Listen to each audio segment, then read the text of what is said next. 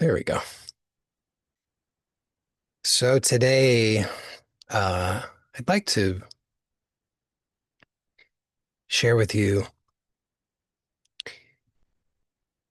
perhaps in a slightly more vulnerable way. Uh, it occurs to me that I think there's something important that I have uh, downplayed or omitted that I think is valuable. It's valuable for my own well-being, and I will assume that it will be valuable for your well-being as well. So, a number of years ago, would have been in 2012. I was in a rather desperate state. I had I was living in a little cabin in the woods in New Hampshire. I was living with my wife and our newborn child, and I was I had come to the conclusion that I was dying. Uh, I was tried everything that I knew to turn things around for myself, and things had not improved. Things had gotten worse. I was uh, very fatigued, very weak, um, barely able to eat anything. I tried to eat things and it just went badly. Uh, I was hardly able to sleep at night, in part because I was starving. Starvation will do that to a person, make it hard to sleep. In part because I was in pain all the time, and in part because I had to pee a lot. Like I would lose count how many times after the sixth or seventh time I would lose count. It was a lot of times. So I would lie there unable to sleep in a basically in a panic all night. Uh, and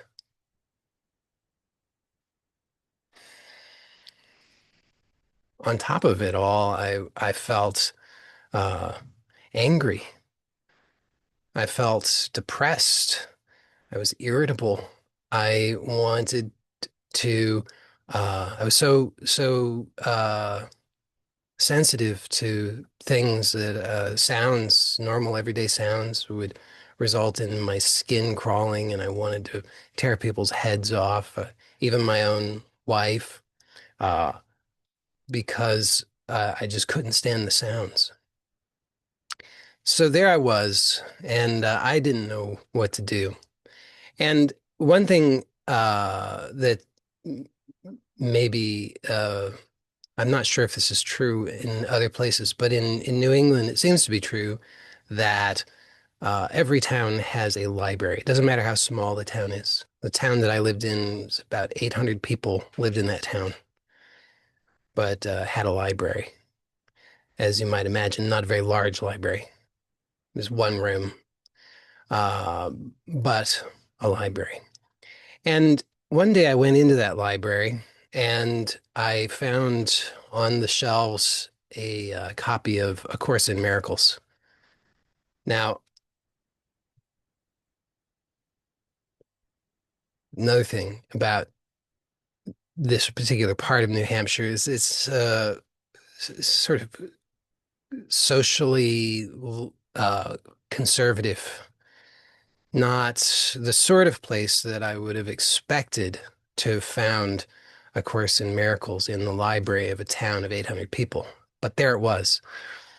And I checked it out and I brought it home to this little cabin where I basically would just lie around desperately trying to figure out how I was going to not die all day. And I started reading it. And if you've ever read A Course in Miracles, of course, I have no idea what your experience might have been, but my experience was, wow, this is a strange book.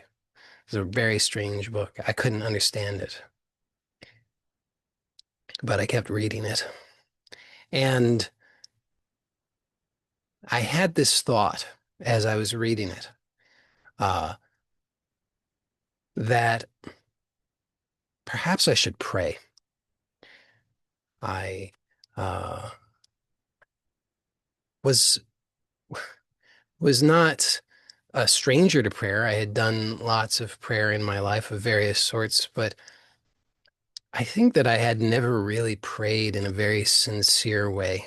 Or if I had, I had been too hardened, too cynical, to really do it in a good way. And so in this moment, though, something was opened up in me. I think that it will sometimes have that effect on a person, not often, but every once in a while, when a person finds themselves in a desperate situation for long enough, some bit of humility might start to creep in.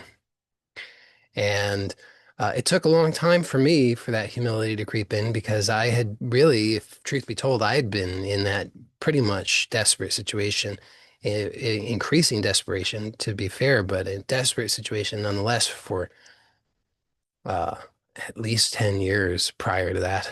And it never really occurred to me to to humble myself until that moment. And somehow I was inspired and I prayed and I felt that I made contact. I felt that I made contact with the divine in a way that I had never experienced before. Now, it wasn't like a dramatic experience. I didn't have visions. I didn't have, it wasn't like speaking in tongues or rolling around on the floor or anything like that. But I felt that I had subtly made contact. I think because I had opened a little bit within myself. Now, A Course in Miracles, for those who don't know, is ostensibly it was dictated by Jesus. Was it? I don't know. But uh, that's how it's framed, and that was how I was reading it and understanding it, and that's how I was open to it. Now, I was a sort of person who, uh, say I was skeptical, probably more like cynical. I was one of those people, one of those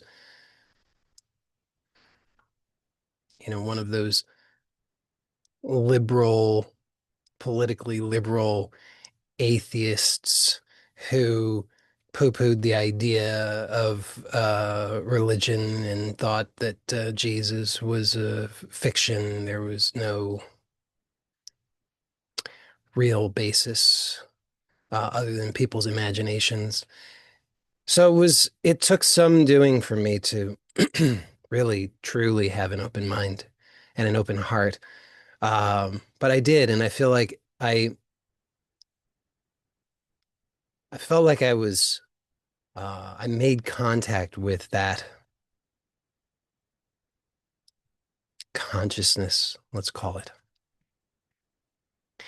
And I did what anybody, I think, who is not fully enlightened would do in such a situation, which was that I bargained. I pleaded. I said, if you if you will help me, if you will help me, because I recognize and admit that I have really failed badly at understanding this situation, at understanding life, at being able to take care of myself. So I pleaded. I said, if you will help me in the ways that I have absolutely failed to help myself, if you will help me to,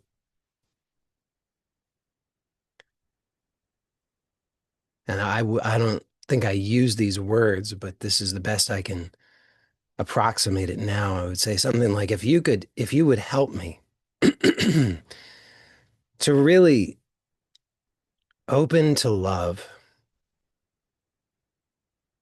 and wisdom and peace, then I will devote my life to the divine. Well, I guess I felt like it could have just been my own mind, but I felt like there was a little bit of pushback. Said, doesn't work exactly like that. Uh, you have to, you have to first surrender and then find out what happens. Rather than say, you give me first and then I'll surrender. You have to surrender first. I just thought, well, you drive a hard bargain, but I'm in a difficult situation, as you know. So I suppose I don't really know what better option I have. And so, okay. Now I didn't know how to. That was the problem. So I next had to say, well, there's only one trouble, which is I don't know how to surrender. I said, would you help me to surrender? I'm willing to surrender. I just don't know how. So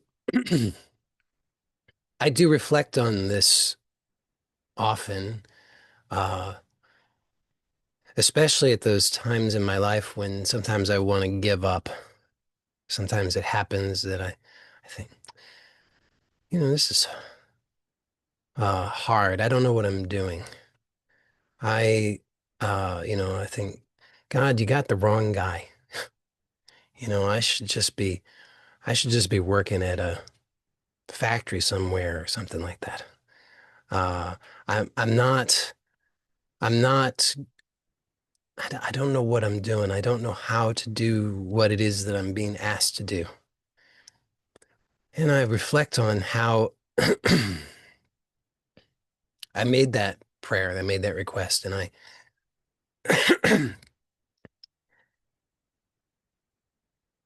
really don't. I feel like that was a absolutely, without a doubt, that was a pivotal moment in my life because until that moment, I was more or less exclusively focused on myself. And I would say after that moment, I became like only 99% exclusively focused on myself, but maybe 1% opened to something greater. Uh, Still 99% hardened, cynical, afraid, arrogant, but just the 1% open, willing. And that 1% has made total difference in my life. It was I sometimes people use this term being born again or reborn or things like that. Now again, I didn't have any kind of dramatic experience, but looking back on it, I would say it was a kind of rebirth. It was a rebirth in the sense that without trying to make too much of it, I really don't want to uh, overdo it. So please keep in mind that it was very, in many ways, it was a very ordinary experience. But looking back, I can see that it was a total transformation from really being asleep. Because to be totally focused on yourself is to be asleep. To the degree that a person is entirely focused on themselves, they are asleep because that idea of being someone who needs something, someone who's separate, someone who can be harmed is a dream. It's not the reality. So just that little bit that uh, opened up, that revealed to me that I had been focused exclusively on this dream world, and I had been ignorant of the vast reality which is here all the time, but I hadn't recognized it. So it's like a parallel universe. It's here, but when we're just focused on me, I don't have enough, I need more. I'm not safe. When am I going to get what's owed to me? Why is life so unfair for me? When we're just focused on this and we miss this other reality that's here all along, and this other reality is actually the reality. I mean, this is my own experience. It's the reality of nourishment and sustenance. It's the source. It's where our actual life exists. It's the true essence of what we are. We are only just momentarily dreaming this life that we mistake to be the soul reality. Soul, SOLE, not SOUL. The the singular reality. We mistake this worldly life to be the singular reality, whereas in fact it's just a tiny fraction. So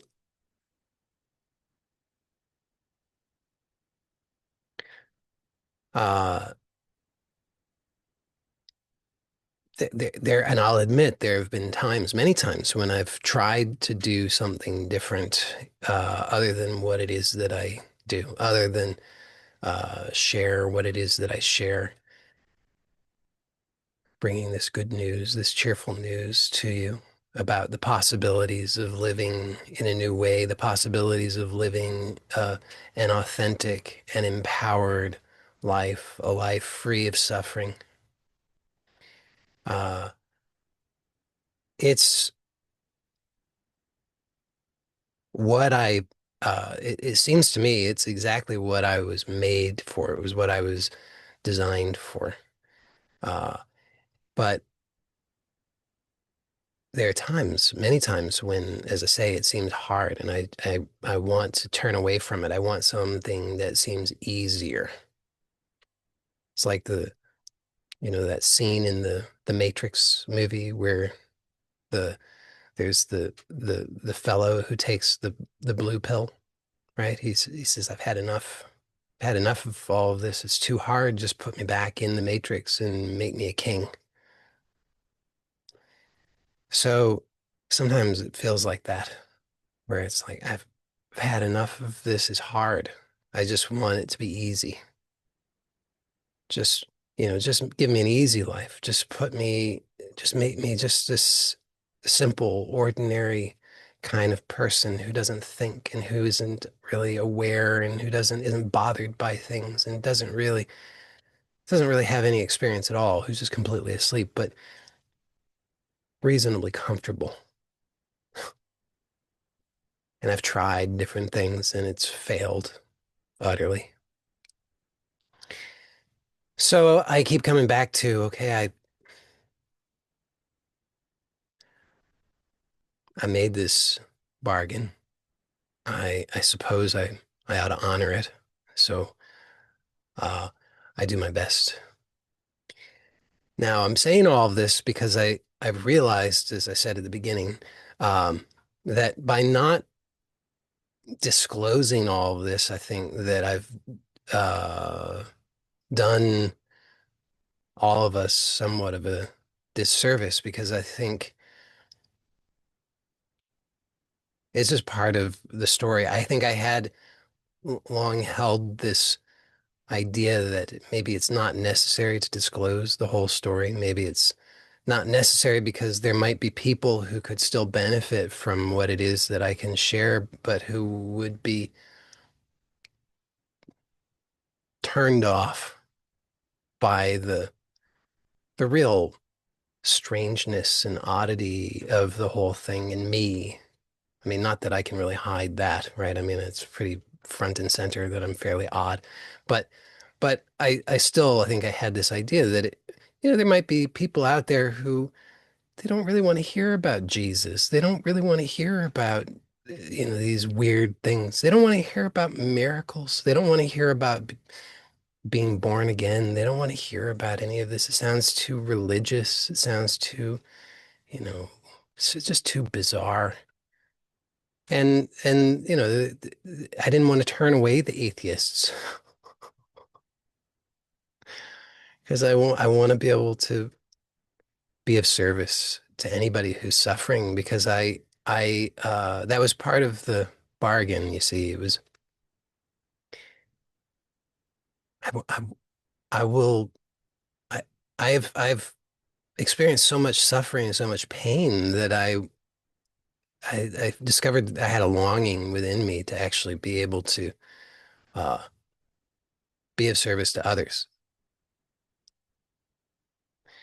And so I justified uh, not that the things that I'm sharing with you today are things that I've exactly hidden. I mean, I have explained these things here and there, but I just haven't been totally uh, transparent about it on a regular basis.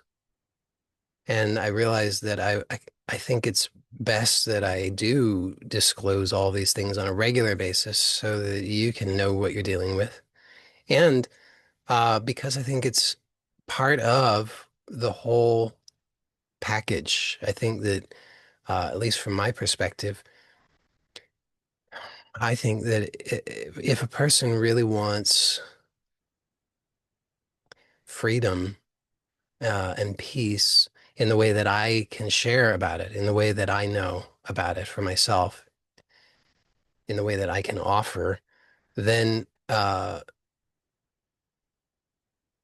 it looks kind of like this. It looks kind of like it's messy, it's strange. There's uncertainty in it. There's there's a necessity of some humility. And it doesn't have to be perfect humility. It doesn't have to be, like I said, I'm far from perfect. I maybe I've improved. It's been 12 years. Maybe I've 13 years.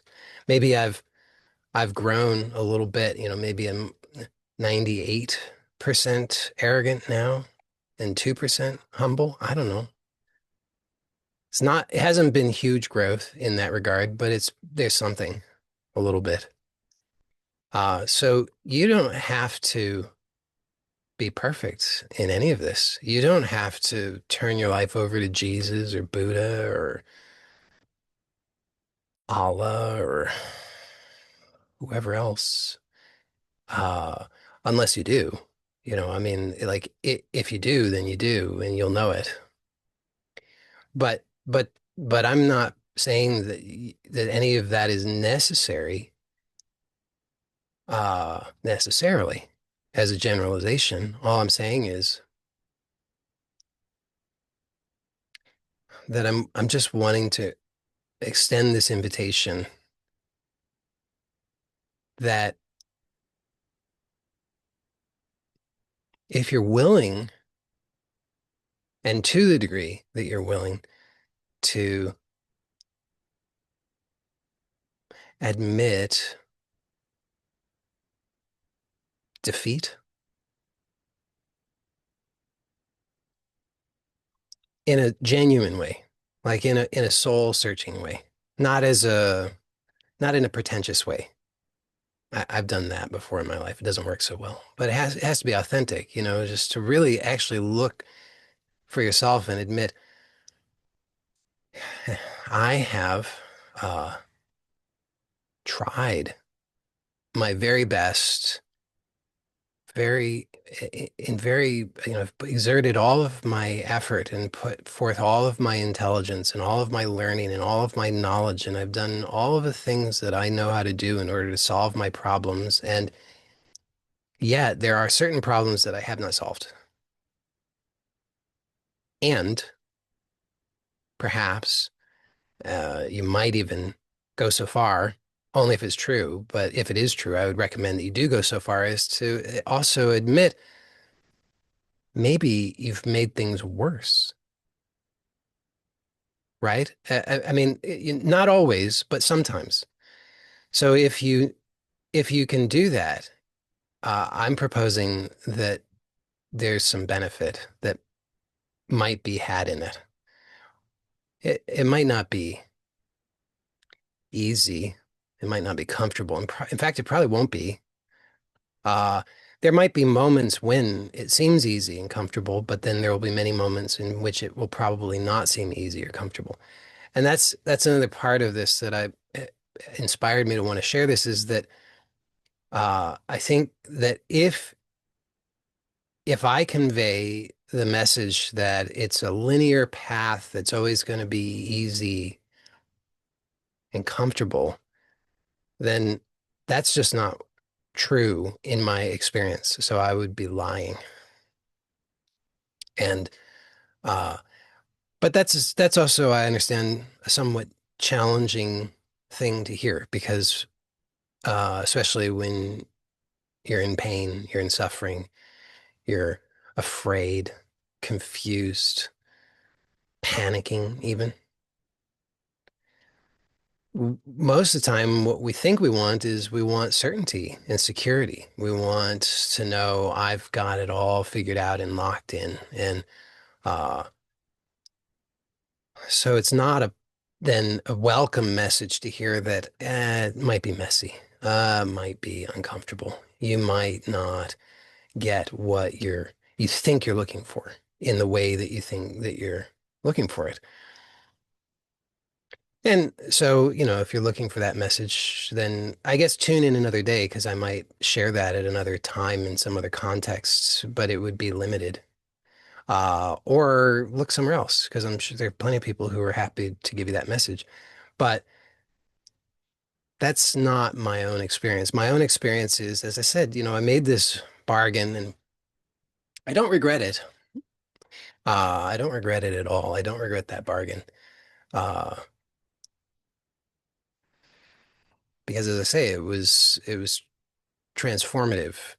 Uh, I was causing myself so much misery, and I didn't even know it. I was one of those people who would say, I don't know why it is that my life turns out the way that it does in all these unpleasant ways because look at me, I'm such a nice guy. Well, that's a big red flag, by the way. Anytime a person thinks like that, what it indicates is that they're totally asleep. They have no idea at all about themselves. They have not actually done an honest inventory or analysis of their own thoughts, beliefs, and behaviors. Because sure, I I had, you could say, on the surface, good intentions, but just scratch a little bit beneath the surface and it was ugly. I didn't, I wasn't capable at that time of uh of of having any awareness really of other people or the consequences of my behaviors. So I was just going through life like a bull in a china shop,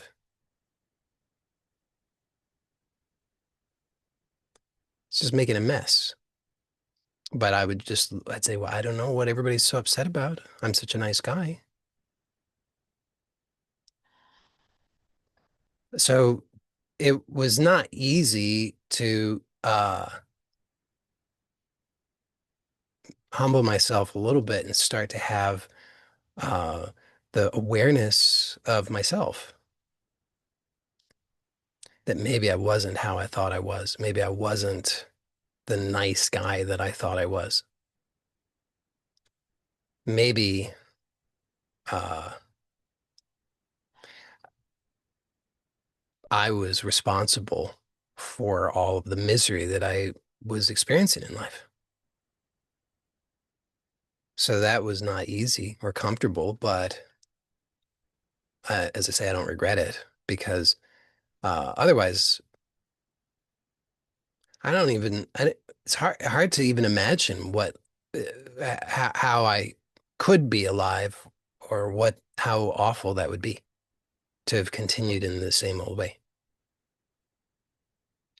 So, uh, even though it's not easy, I don't experience it as easy. I wouldn't have it another way unless another way presents itself to me. But as based on what I know now, I don't see another better way that uh, I can enthusiastically endorse. So uh, sometimes it still happens that I experience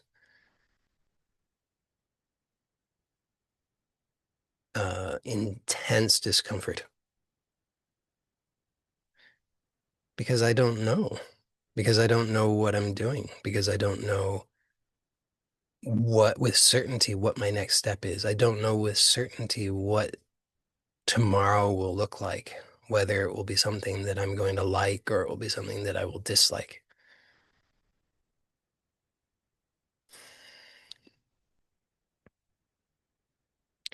And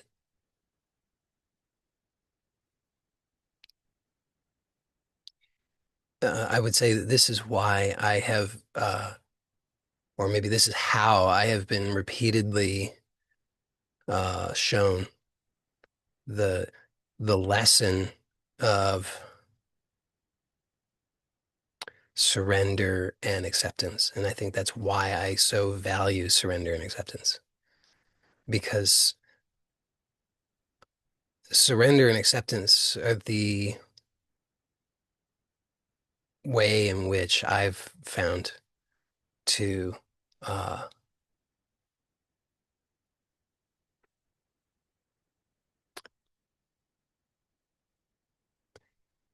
be able to live. I would say to actually live instead of being overtaken by the fear and anxiety and panic and worry and stress. Uh, the acceptance and surrender offer an alternative to that, which it's like a portal into peace that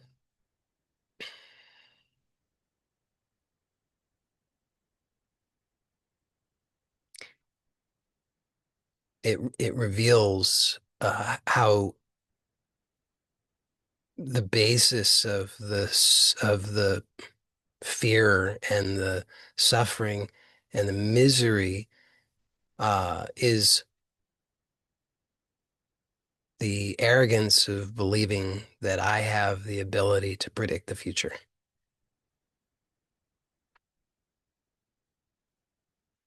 to some degree, because I imagine some unwanted outcome. Oh, I'll be humiliated. Oh, I'll be in pain. Oh, I'll be cold. Cold's a big one for me. I do not like cold. That's my idea of hell. And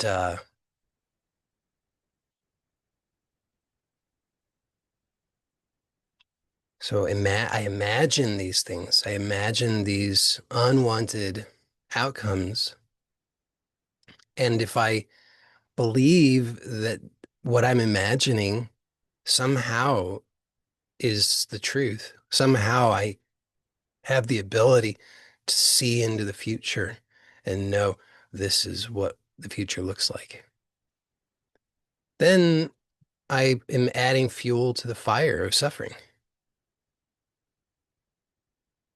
And so the surrender and acceptance offers an alternative to that, which is the humility, the acknowledgement of, I don't know that at all.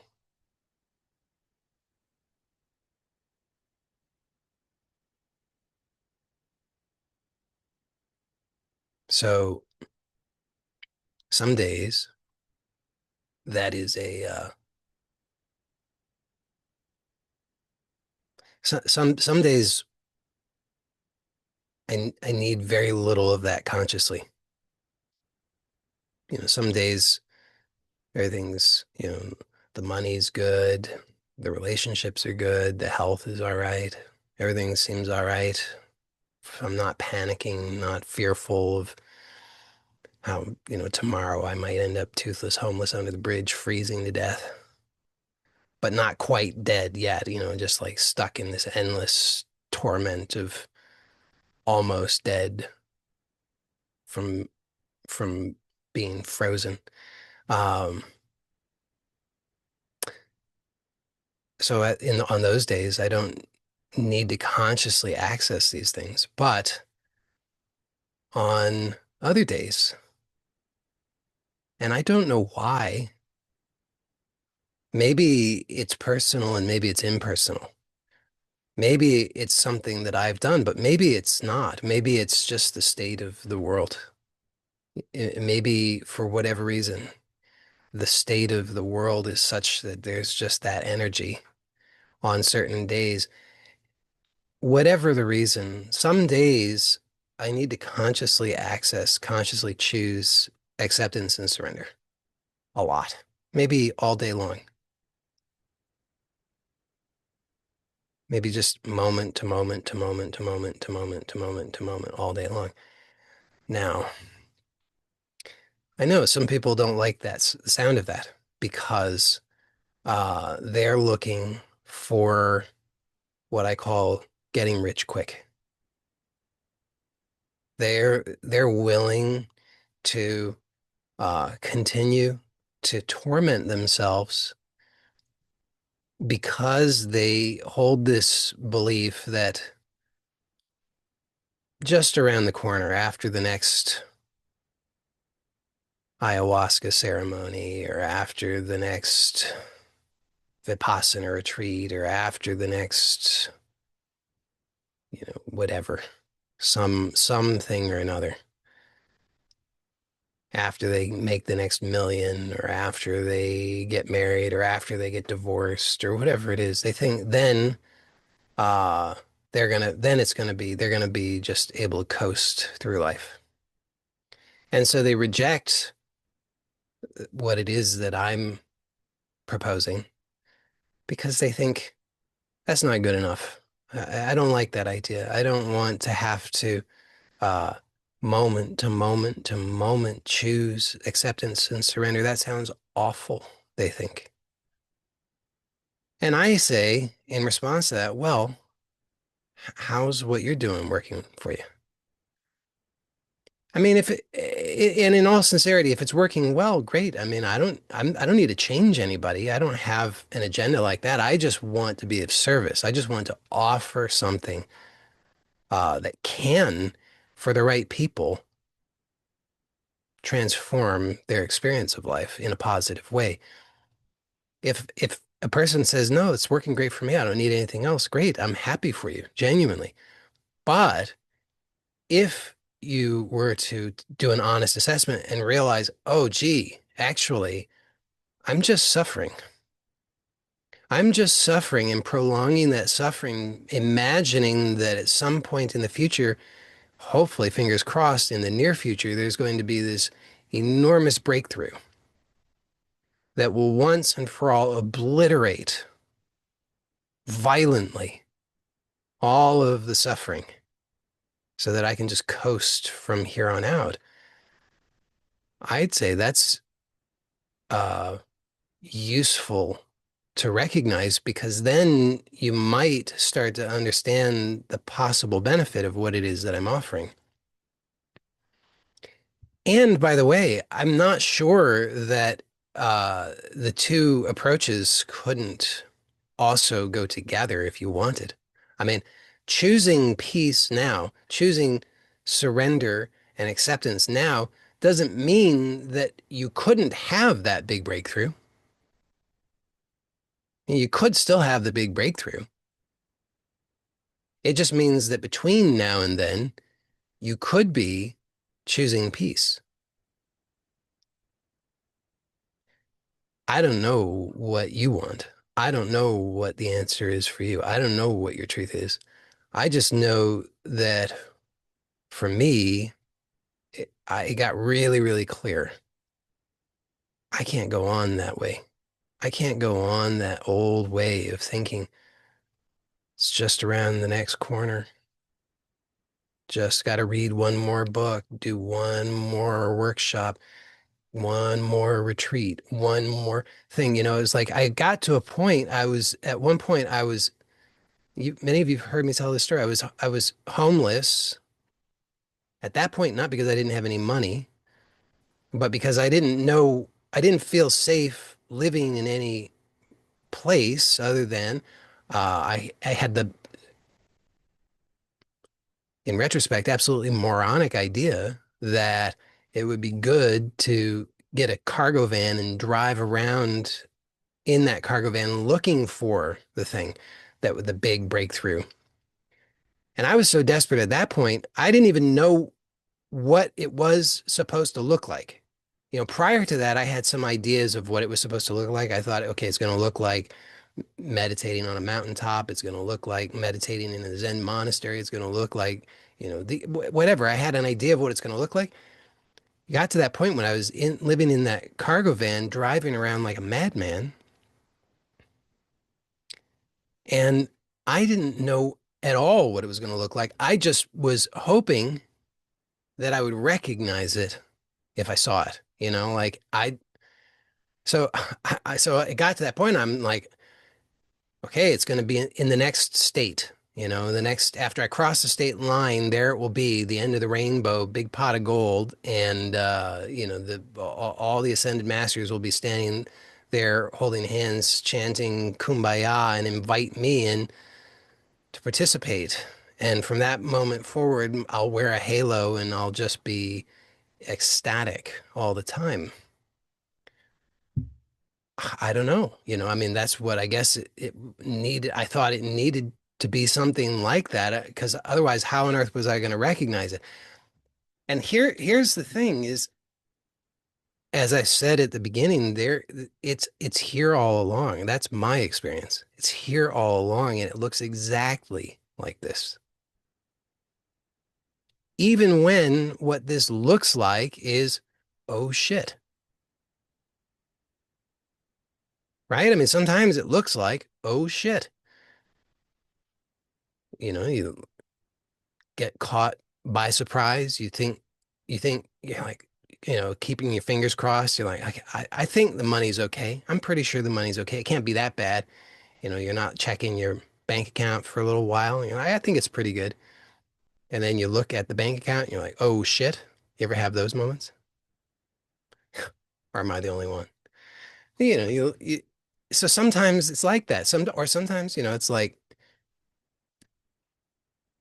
the relationships are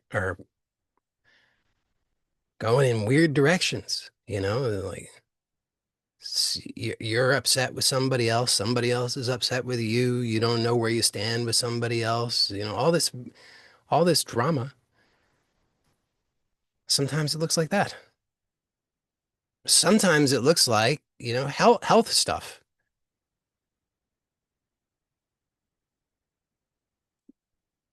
of various sorts. And I used to think that was how I could know that I was not there. That's how I could know that I had not arrived.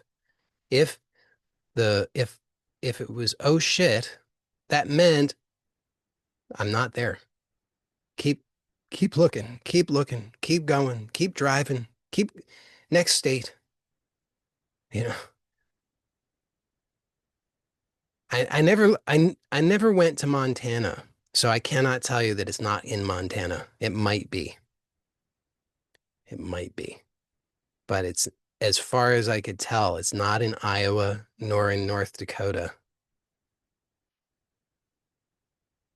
Uh, it might be somewhere. I didn't go to every single, you know, point everywhere. Oklahoma could be, but not in the places I went. Except that it is. That's the thing, right? So it wasn't there in the way that I was looking for. It's not like there was no billboard said, "Here you are, you've arrived. Hallelujah. We've we've been waiting for you, Joey."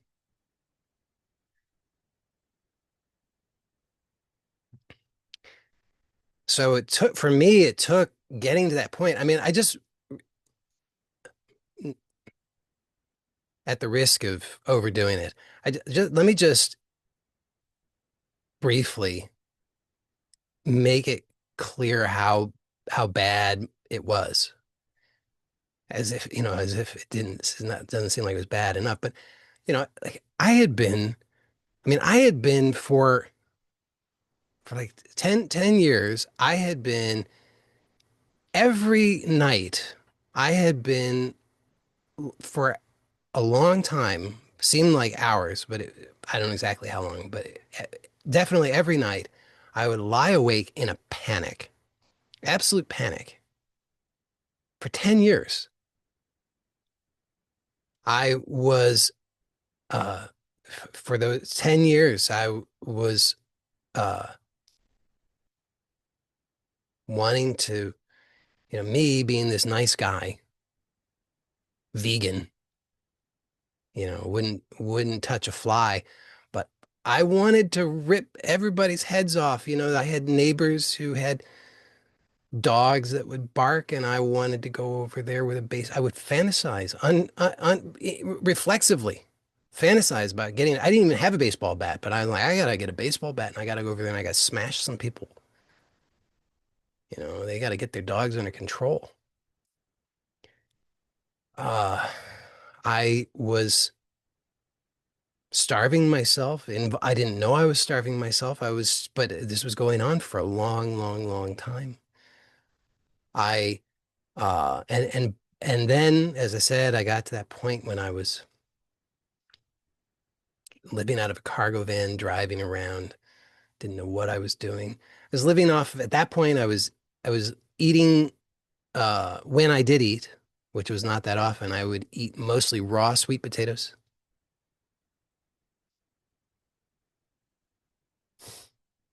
And sometimes I would eat Brazil nuts. And that was more or less it. I was, uh, I had very intense compulsions, to wash my hands. Think, think about how challenging it might be to wash your hands compulsively dozens of times a day when living in a cargo van. No running water. But that was my reality. I had all of these fears and obsessions, and it was an absolute nightmare. I would uh s- I don't remember exactly why or when it started, but I had a mattress in the back of the cargo van, but I stopped sleeping on the mattress.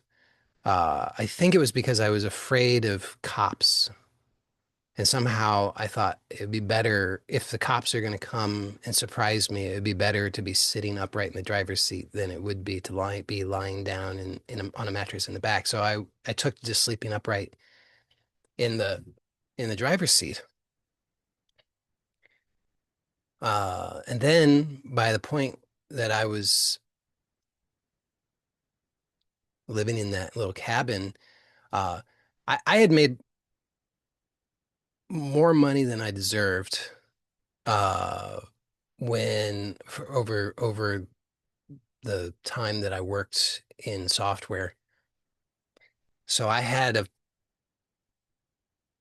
bunch of money. Uh, but after about, I mean, I didn't take in any money to speak of for like, I don't know, 4 years or so. And I had burned through all that money. So by the time that I was living in that cabin and I had my wife and newborn infant, I pretty much had no money either. So it was like health was a disaster, finances were a disaster, physical health a disaster, mental health obviously a complete disaster.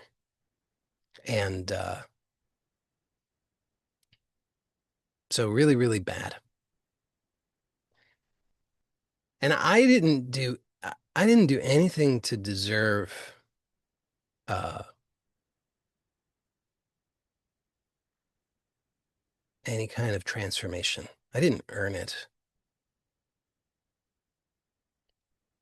I just sincerely asked.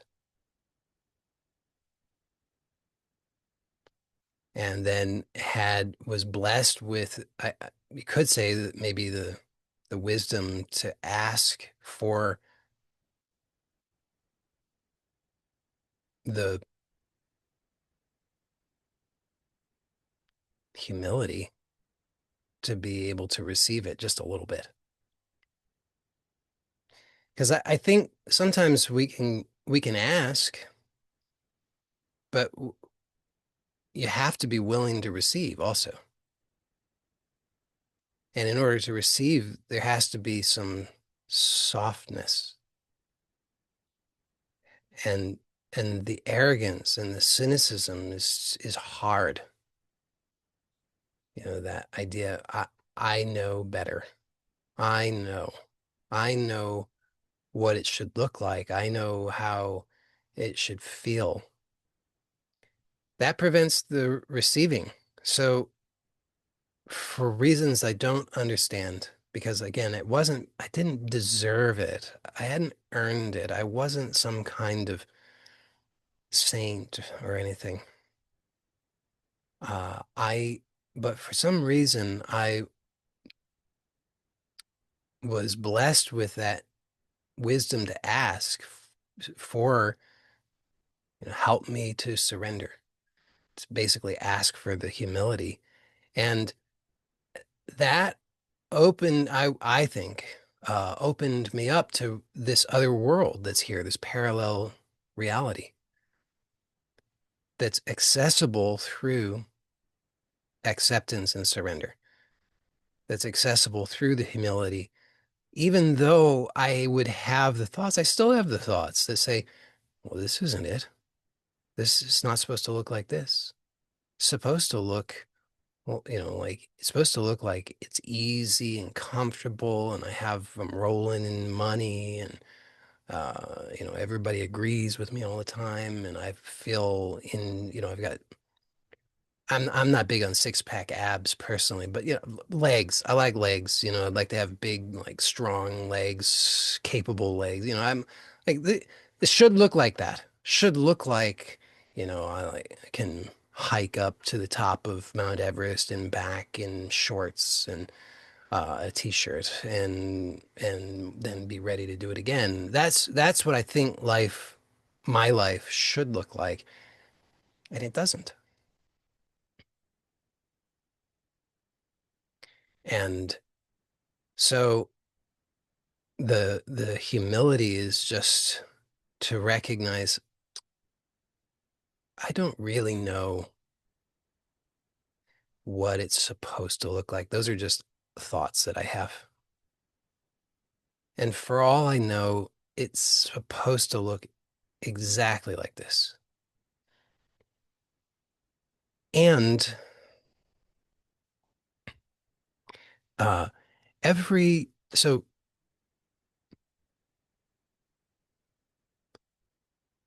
I know people, and I was one of these people who thinks like this, who thinks this isn't fair. This isn't fair. My life isn't fair. And, I should have it easier. I should have uh, better luck. Uh, it's not fair that my life is so hard. And uh, what I've come to realize is that that's just a way of, uh, it's just a recipe for misery. So I still have those thoughts sometimes. They're not completely gone, but to a large extent, to a significant extent, I don't believe them. And that allows me to experience life in a whole different way than before. Before it was all reaction. Oh, this is happening. It shouldn't be happening. What am I going to do about it? Which was just progressively made things worse and worse. And what through this marginal humility that I was blessed to experience, I I started to realize how that old way was how I was generating my suffering and misery and disempowerment, which was a vicious cycle because the more that a person does that, the more it reinforces that view. Ask and ye shall receive. Cuts both ways. So if I say life's not fair, I'm asking, I'm asking for proof, evidence in support of that. What do I get? Exactly what I've asked for. And I was blessed to have my eyes open to that. And so then a little tiny bit, I started to realize, well, maybe I should stop asking for what I don't want. So when people tell me about and they claim these beliefs as true, as they often still do, they tell me, well, Joey, you don't understand. Life is not fair. It's God's got it out for me. And I could be okay if only my life didn't suck. If only my parents had been different, if only my spouse was different, if only the economy was different. And I do my best to encourage those people to start to understand how they're using their power against themselves. Because again, ask and ye shall receive. You get exactly what you ask for. You're asking for more evidence in support of that. So if you say, I want more evidence that my spouse is my enemy, okay, there you go. I mean, in that sense, life is absolutely fair. It's absolutely fair. You ask, you receive. You don't like the results, you don't like what you're receiving, well, then stop asking for it. So, uh, I, and it's still a work in progress for me, but uh, I've started in my life to explore this. Maybe I should ask for what I want. So you can see, it's like, it's so cliche, but it's true nonetheless. This business of is the glass half full or half empty? Life is like that. the meanings that we assign to it are not the truth. They're not the reality, but they are the filters through which we perceive it. So that's how you ask. You ask by the meaning that you choose to assign to it. But we get stuck in these vicious cycles where it starts to take on a life of its own. And we say, well, it just seems to be the truth of the matter. It's not the truth of the matter. It's really not. So what could you do differently? Well, I would say maybe, as I said earlier, test it out, try it on, see if it works for you. Just take an inventory, an honest inventory of how well are your choices working out for you? How well are your beliefs working out for you? How well are the things that you claim to know actually working for you? And to the degree that those are not working for you, then again, just try it out. Consider sincerely asking for some humility.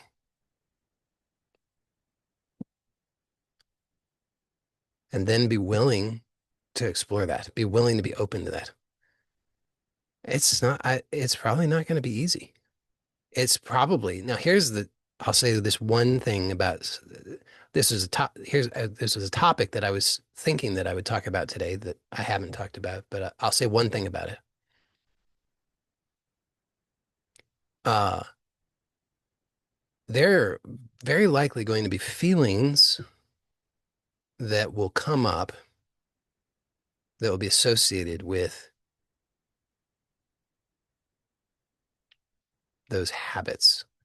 So if you were to do as I've suggested, if you were to sincerely ask for humility and then be willing to be teachable by life, you would start to see things in a new way. You would start to uh, recognize that the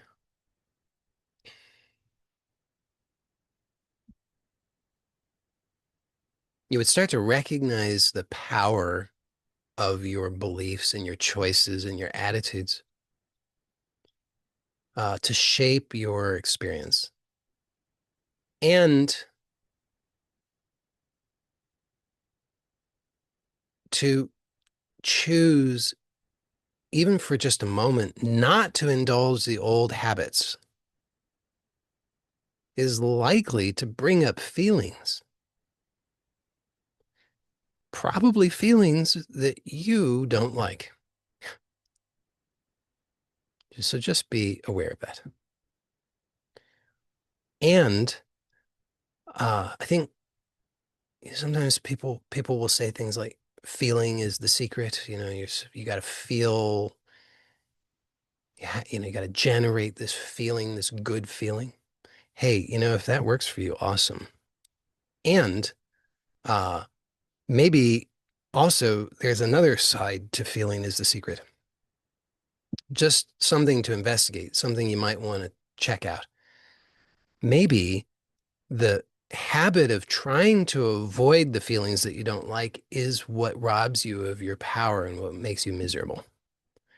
So when the feelings come up that you don't like, when the feelings surface because you're not indulging the old habits, the old ways of reacting, the old beliefs, the old ways of perceiving things, when those feelings surface, you could consider just allowing them.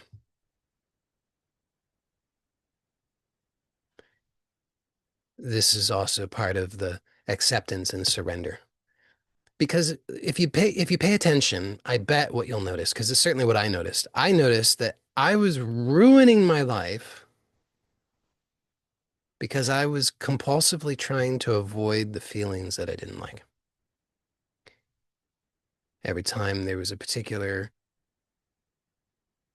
feeling that would surface, it was as if my mind would say jump and I would say how high. What do I have to do? Anything. I'll do anything to get away from this feeling, to get rid of this feeling, anything at all. So that was my whole life. My whole life was dominated by that. Is it any wonder then that I felt so disempowered? So I'm proposing, because I found it to be true, that uh, you may find it true that if you were just to investigate, you might notice that you also have been uh, allowing yourself to be dominated by these compulsions to avoid certain feelings. And if you approach it with surrender and acceptance, your life might change in a positive way. So what does that look like? So you do this inventory as I suggested. What are the results of these beliefs and habits of perception? What are the outcomes of my arrogance? And to the degree that those things are not working for you, then to notice, okay, as these things surface, as a particular belief is being confronted or challenged by my experience, by what's happening apparently, instead of clinging to my usual ways and defending my position, instead, I'm going to just surrender and accept.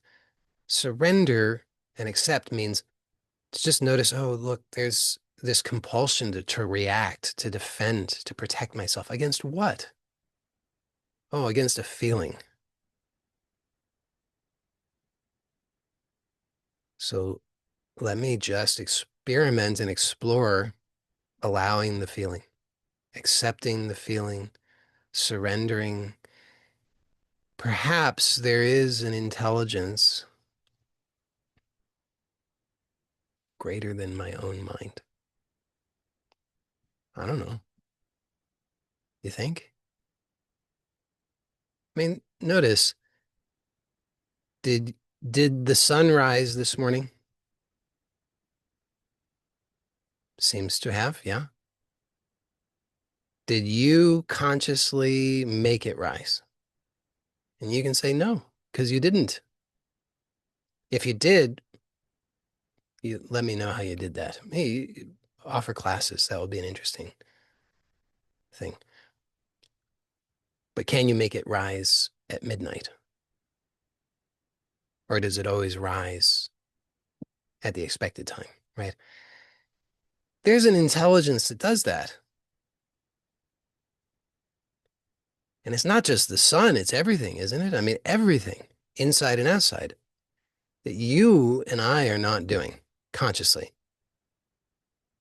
Do you suppose then that there's an intelligence greater than your conscious mind? Obviously, obviously, has to be. So maybe, so this is the surrender and acceptance. Maybe that greater intelligence, that intelligence which is operating everything, maybe it's got this too. Maybe it is taking care of things if only you wouldn't get in the way. Like remember what I said about you have to be willing to receive. So a lot of us will do the asking, although not many of us are too hardened to even ask. But if you even are willing to ask, we might ask. If our arm is really twisted and we're in a lot of pain, we might say, God, please help me. God will help you. God helps you instantly. But If you reject it,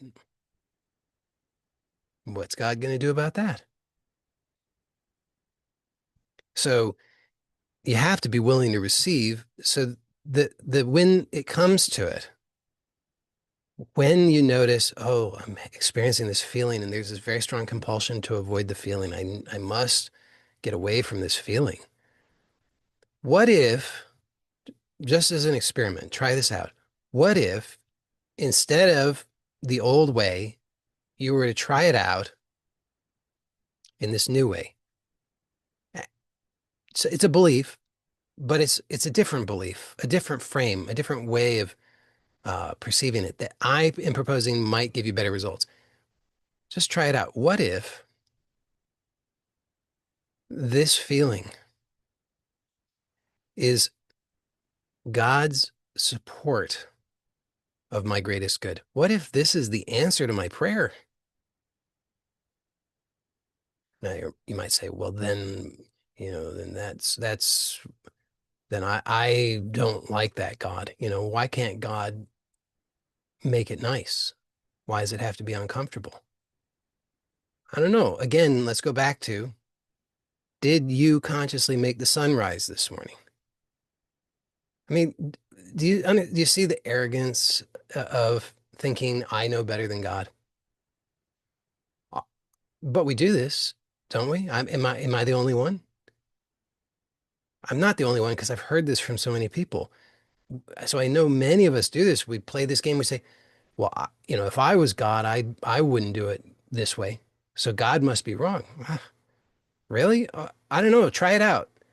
Maybe let's see. You be God. You make the sun rise, and you beat your heart and everybody else's heart, and you make all of the electrons spin around the nucleus of all of the infinite atoms in the entire universe in such a way that they don't, things don't collide and everything doesn't blow up. And you do that every single instant for eternity and then get back to me. And, like once you've done that,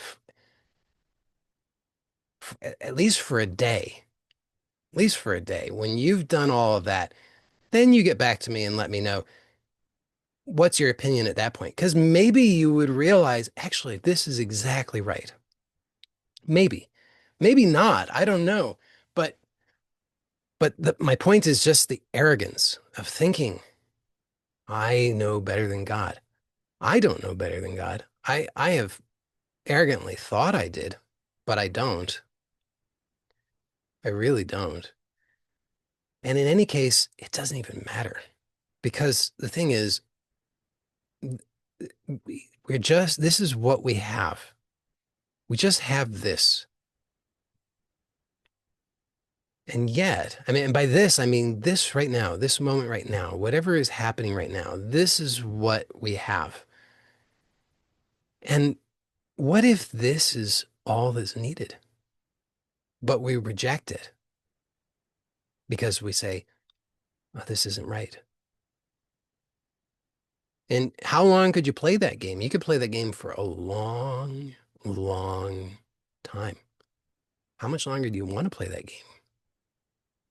I don't want to play that game anymore. It's a miserable game. So instead, I'm just proposing, even though it's a very unpopular approach, uh, if you're willing, if you're interested, if you're curious, if you've had enough suffering and pain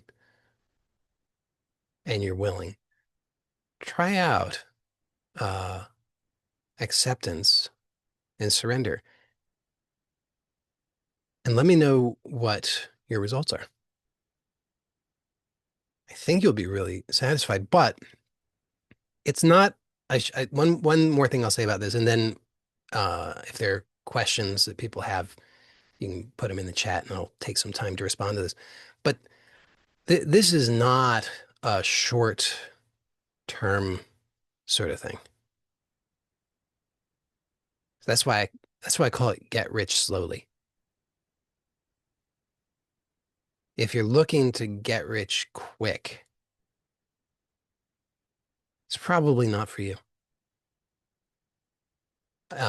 And if you find the get rich quick scheme, and by get rich quick in this context, I don't mean just financially, but I mean in all ways, like to be truly wealthy, truly abundant, truly rich, where you you know that you have enough, are enough, that you are complete, that all is well. Uh, if you discover a get rich quick scheme that actually delivers the goods, really, honestly, truly, let me know. I'll be interested. But until then, the best thing that I know of is the get rich slowly scheme, which if you play the if you say, okay, I'll try it out, Joey, fine. I'll try out this surrender and acceptance business. Sounds like bullshit to me, but I'll try it out just to prove you wrong. And you try it out for 5 minutes or something like that. You say, see, it didn't work. Well, yeah. Or conversely, if you say, oh my goodness, it's a miracle, it did work. It's like, yeah, well, just wait another 5 minutes and let me know how it goes. Because it's it's it's not going to, it's very unlikely, could happen, but it's very unlikely that it's going to give you that kind of result. Because that's the coasting mentality. I'm going to do this thing and then I'll I'll get the eternal goods. I'll do the work for 5 minutes or 5 days or whatever, and then forever and ever I will be experiencing ecstasy and bliss. Probably not. So it's a long term. This is a long term game. That's why I said there are some days when it's just so nice, so pleasant, so easy. And there are other days when not so much. But overall, what I've noticed is a trend of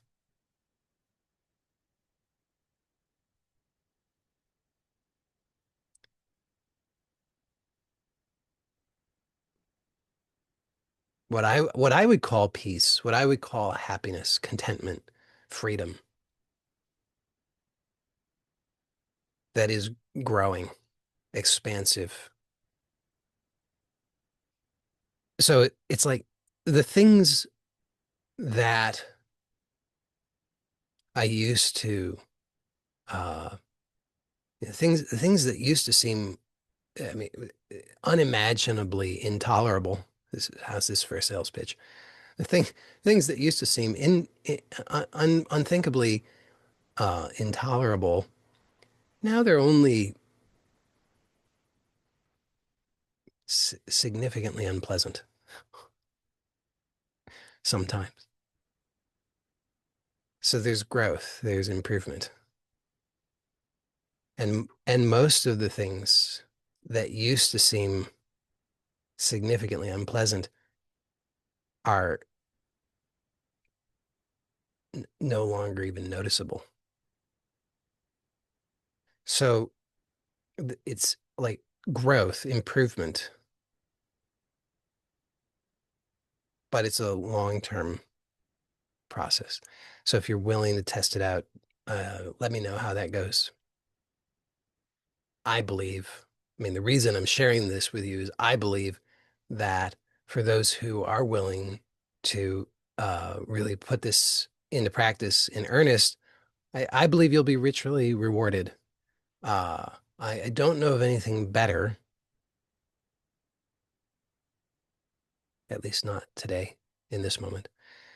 So that's what I wanted to say about all of that. And as I said, if you have anything, questions that you want to put in the chat, I'm happy to address those. And then once we've gotten through all of those, then we'll wrap up for today. So I'll just look through here and see if there are anything in here already. And then if you come up with anything, feel free to add it in there.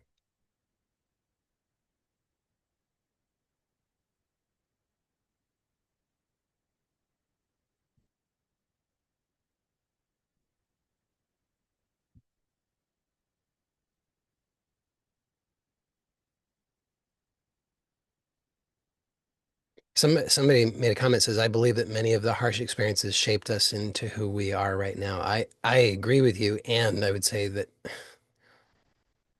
uh, some people choose to shape. Well, I would phrase it this way. I would say we shape ourselves in response to the experiences. I think that the our outer world is a reflection to us of our inner world, and there's a constant interplay going on. And so we have reflected to us from our inner reality, the beliefs, the perceptions, the choices that's reflected to us on the outside. And then that feeds back and informs us so that we can then choose how do we understand that. So I would say that we shape ourselves in response to our experiences. And I would say that so those harsh experiences and all the rest of the experiences contribute to how we shape ourselves. And there's the significant element of choice of how we perceive those experiences.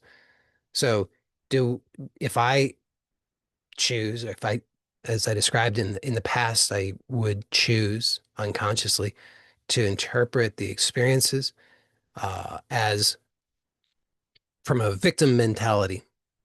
You know, this is unfair. This is happening. Shouldn't be happening. This is scary. This is going to have bad consequences. So choosing in that way it's self-reinforcing. So the more, remember, as I said, ask and ye shall receive. So if a person chooses to view things in that way, then they're going to get more evidence in support of that. So if there's if so it's a feedback loop. You know, somebody cuts me off in traffic, and I think I can choose to interpret that as, that person is so rude and inconsiderate. They don't understand. They're not considering how, my needs. They're not considering safety. They're not considering, I've had a long day and I deserve to be able to get home and all this. So then what happens is I'm priming myself to perceive more of that. So I'm looking out there and seeing more evidence of inconsiderate drivers and how I don't get a fair deal in life. But on the other hand, I could choose to see that differently. I could choose, like there's just another possibility. I don't know that this is true, but it's a possibility. So I could look at it as, wow, who knows what could have happened had that person not cut me off. That 1 second that person has added to my transit time might well have been the difference between life and death. Like had that person not cut me off, I might have gotten into a terrible accident. I don't know that that's true, but it could be true, right? I could choose to see it that way. I could choose to look at it and just say, thank you. I don't know. When I consider all of the infinite variables in life, I don't know what any of this actually means. But I can choose how I'm going to perceive it. I don't know the truth of it, but I can choose how I'm going to perceive it. I could choose to perceive it with gratitude. This is why I don't propose many beliefs, maybe more than I admit. But one of the beliefs that I propose, uh, trying on because I think it can give good results is the belief everything that happens for my greatest good.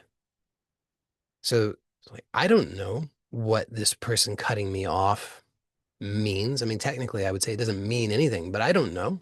I don't know what the implications of it are, but hey, maybe everything that happens is happening for my greatest good. So, including this, how could this be good? I don't know. Maybe they just saved my life. Maybe they saved somebody else's life. Maybe I'm gonna, maybe I'm gonna, uh, you know, maybe them cutting me off just introduce this slight shift in the totality that allows for an alignment so that I can get $1 million tomorrow. I don't know. How do I know? Why am I going to interpret it in a negative way when I have the choice? So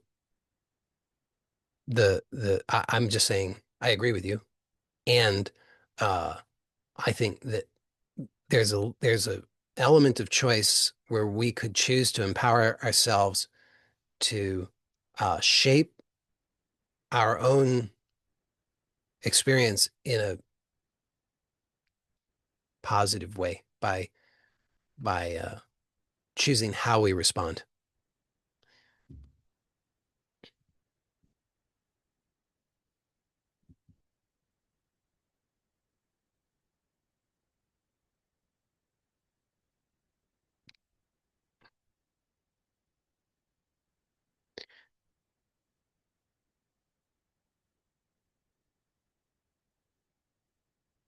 Somebody says, I think my life is messier than before, and I improved at the same time regular aspects of my life. Yeah, great.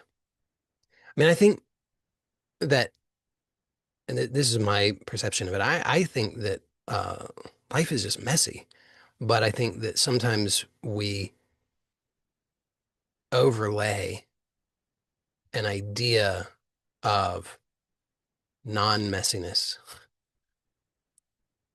because we think that that's going to protect us somehow. Uh, my own experience is being willing to accept and surrender to the messiness of life uh, is empowering. Because again, it's like what, so there's the order that I impose with my limited thinking. And it's fine, to the degree that that works out well for me, it's fine, not a problem. But then but then sometimes I think, oh no, this isn't orderly enough. This is threatening. This is scary. This is problematic. And there, the acceptance and surrender offers it's an invitation to something greater. So it's okay, from the perspective of my limited thinking, I don't understand the order. It seems messy because I don't understand that order. But again, did I consciously make the sun rise this morning? No, I guess I didn't. Maybe there is an order that is far greater and far more complex than what it is that I currently perceive with my limited thinking. Uh, it's like sometimes because there are cycles within cycles. I mean, think about we live on the earth, which has a diurnal cycle, right? There's day and night, day and night, day and night, day and night, day and night, day and night. And you could, if you didn't know better, you might just get lulled into thinking, oh, that's it. It's just day, night, day, night, day, night, day, night. I got this whole thing figured out. Boy, look how smart I am. I've got it all figured out. But if you happen to live in a temperate area, as I do, then there's seasons, right? So it's like day, night, day, night, day, night. But then it's like, wait a second, what's going on here? This is mighty strange. It's like it was hot for a while, but now it's not so hot. And holy cow, now it's getting cold. Well, after enough times through that, then you're like, okay, now I got it all figured out. I understand how this the whole thing works. There's day, night, day, night, day, night, but then there's also seasons. Okay, I've mastered it. It's got it. I got the whole thing figured out. Piece of cake.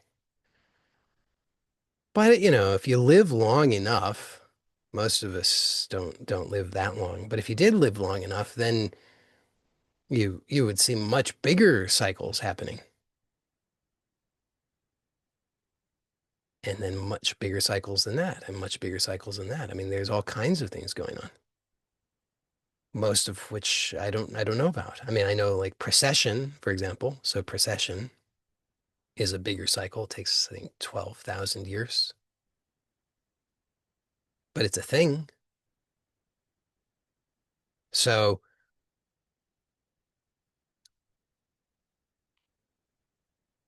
there's all these cycles within cycles.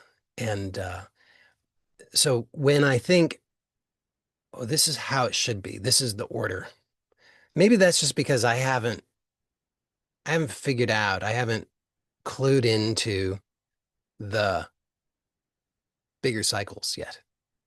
So there are influences from bigger cycles that I just don't yet know about. I'm still at the level of day and night.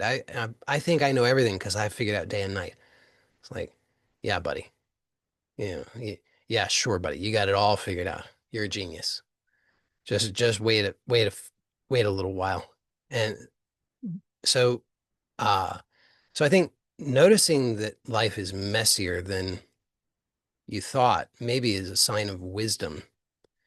Maybe it's a sign of aligning with that greater intelligence and allowing that greater intelligence to do what it does that you can't do.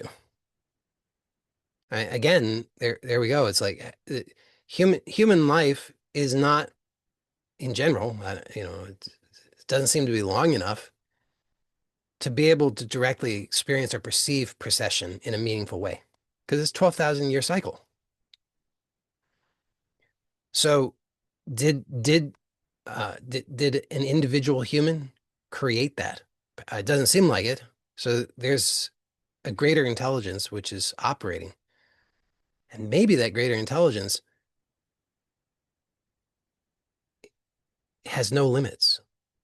Maybe there's no limit to how many cycles there are within cycles, whether you, whether it's smaller subcycles or it's larger macro cycles. Maybe in either direction, it's limitless. Maybe it just keeps going. At least as far as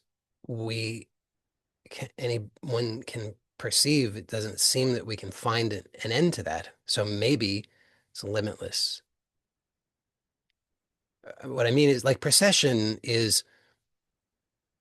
think is determined by, but I could be wrong about this, but I think it's determined by like a wobble of the Earth's axis that takes place over 12,000 years. So theoretically, I don't know if this is true, but theoretically, the Earth's axis is tilted relative to the sun, which is arguably why there are seasons. But then theoretically, over a long period of time, 12,000 years, that axis is also spinning, sort of like a wobbling top.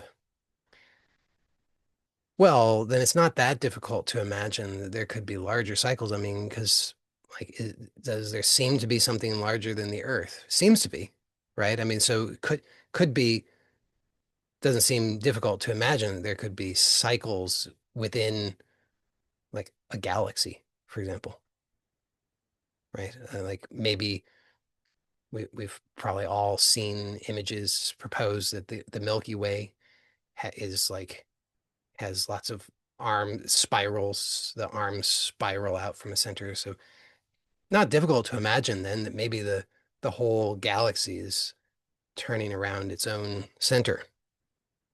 Do you think that might have influences that might be a cycle? So my point is, then you can just keep going. I mean, where's the end of that? Galactic clusters, all kinds of things. So could just keep going. And then inwardly as well. So you have, like molecules and atoms, subatomic particles. Where does it end? How many layers do you go? So, uh, so maybe it's just maybe the messiness is just a, it's just the willingness to acknowledge that uh, there are cycles outside of our current understanding.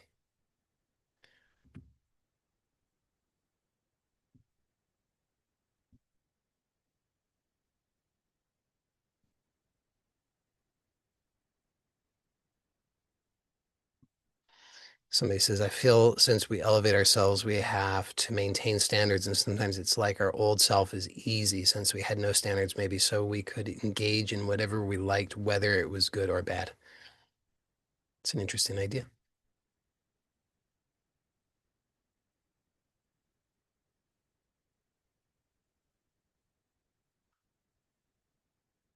If that works, if that's working well for you, I think that's great. Uh, I personally, I don't know, not yet, uh, noticing how that is helpful for me. But if that's helpful for you, I think that's fantastic.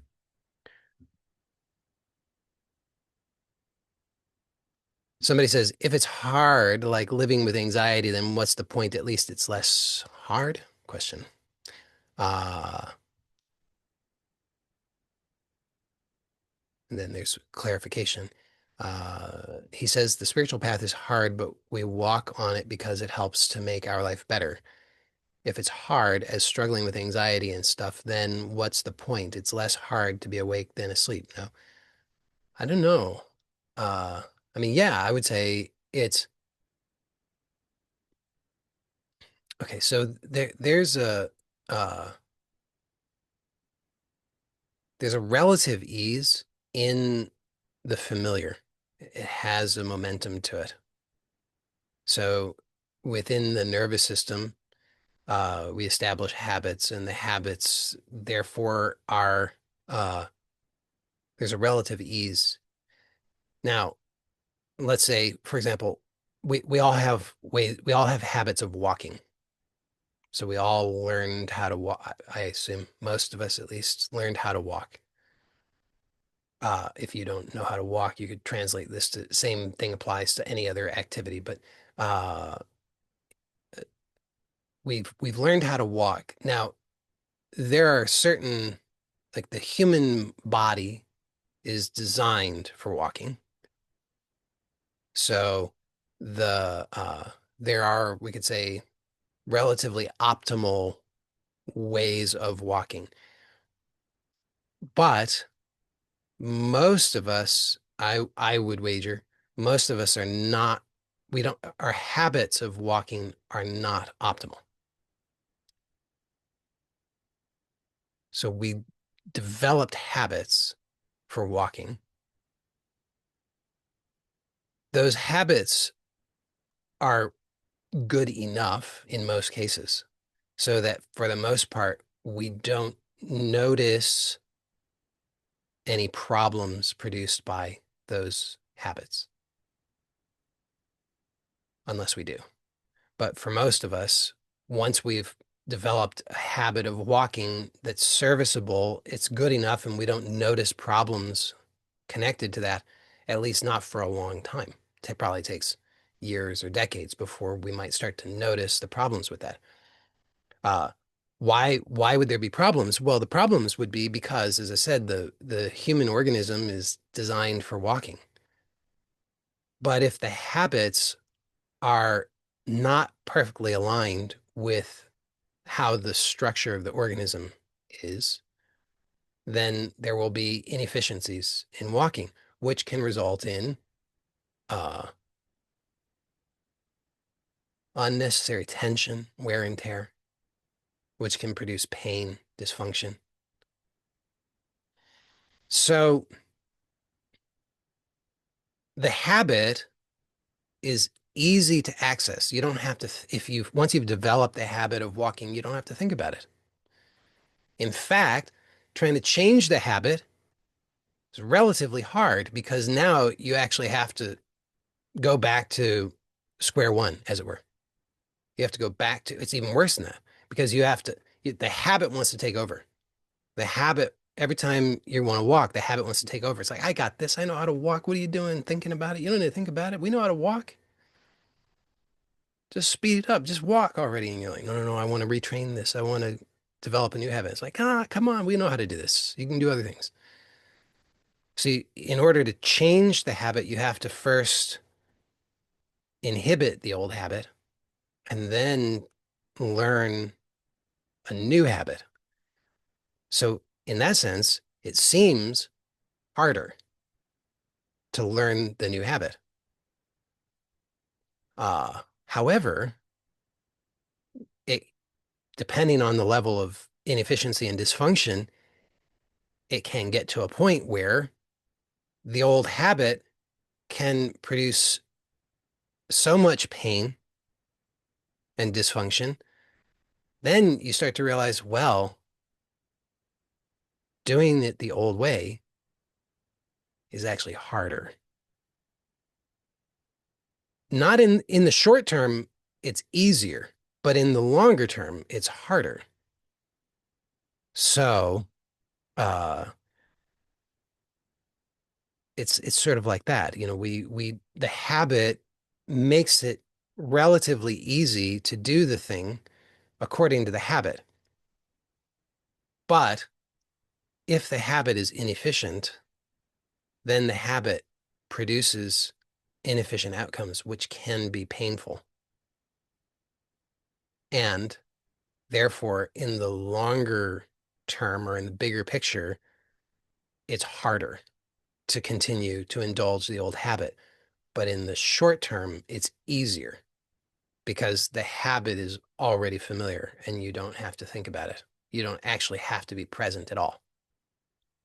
That's the thing about habit is it's an unconscious activity. You do not have to be conscious at all, which is great as long as the habit is working well for you. But it's problematic if the habit is not working well for you. Um, so the so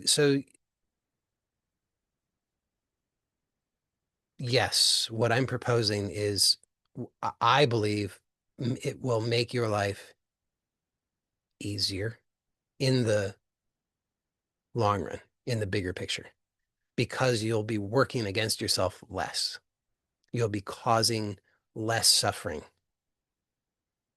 You'll be allowing for life, for God, for the universe, however you want to understand it, to do what it is best able to do on your behalf instead of you trying to do those things and not doing them very well. It's like, you know, you can struggle and wrestle with these feelings, these unwanted feelings for a lifetime or longer. Say, you know, basically like, you know, God's right there. God's like, you want me to handle this for you? And you're like, no, no, no, I got it. I got it. And you're like, ow, it hurts. God's like, you want me to do it? And you're like, no, no, no, I got it. Ow, it hurts. So, to explore this surrender and acceptance is to turn that over and say, okay, all right, I, I've, I don't understand. I haven't figured this out. I've failed. I need some help. And then there's this feeling, and instead of I got it, I'm gonna control this. I'm gonna figure it all out. I'm gonna fix myself. I'm gonna get away from this. I'm gonna solve the problem. Uh, to just turn that over to the greater intelligence to allow that intelligence, even though in the short term there's a strong compulsion to do the old habit, which is very familiar, which is to go unconscious, to avoid, to be afraid, to all those things. So in the short term, the compulsion is there. This is do something, anything, get me out of this. So it's hard in that way. But once there's enough of a maturity to recognize, okay, but in the long term, this is intolerable. In the long term, this is causing more suffering. So let me, instead of indulging the old habit, let me surrender. So it's a trade-off. Short term, harder. Long term, better.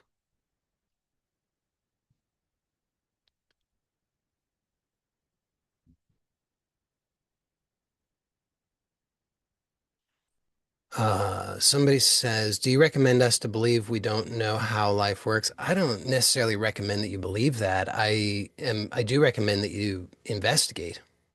Do you know how life works?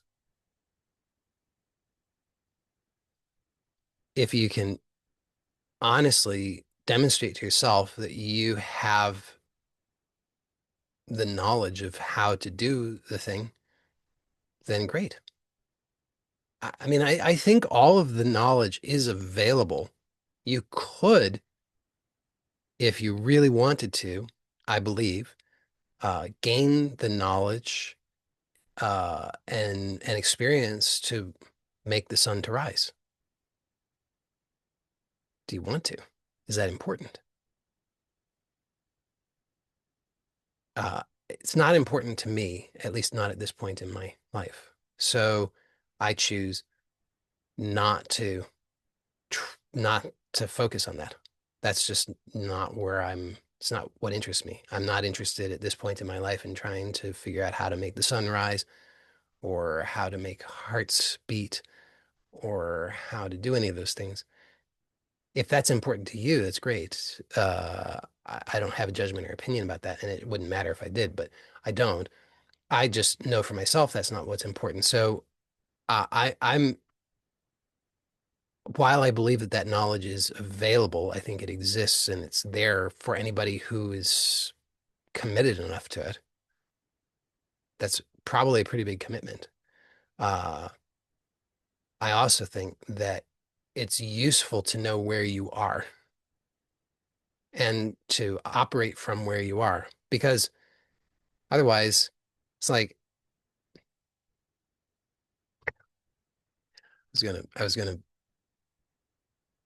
the thing that came to mind is I was going to say, well, do you want a preschooler running the world? And I was like, well, I kind of have one, but um, there, but in general, right? Like you want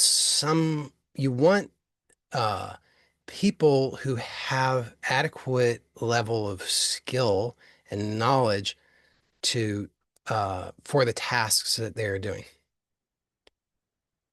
And if they don't, then instead of just saying, you're fantastic, you're doing a great job, it's probably more useful to give some feedback and say, whoa, buddy, you're you need to like go back to basics, right? You need to go back to remedials.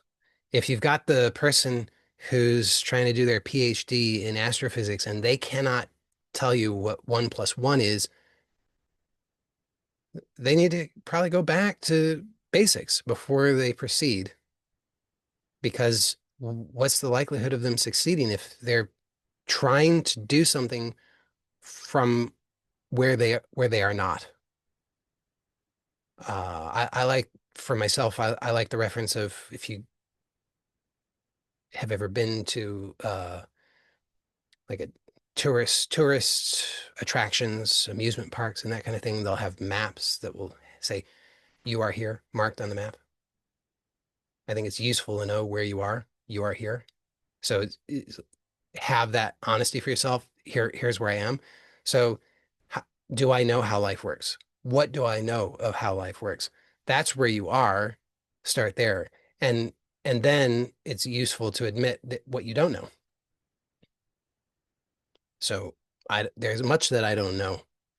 And I think it's useful for me to admit that, because otherwise I'm trying to do things that I'm not in a position to do that. I just don't have the knowledge or experience in order to do that.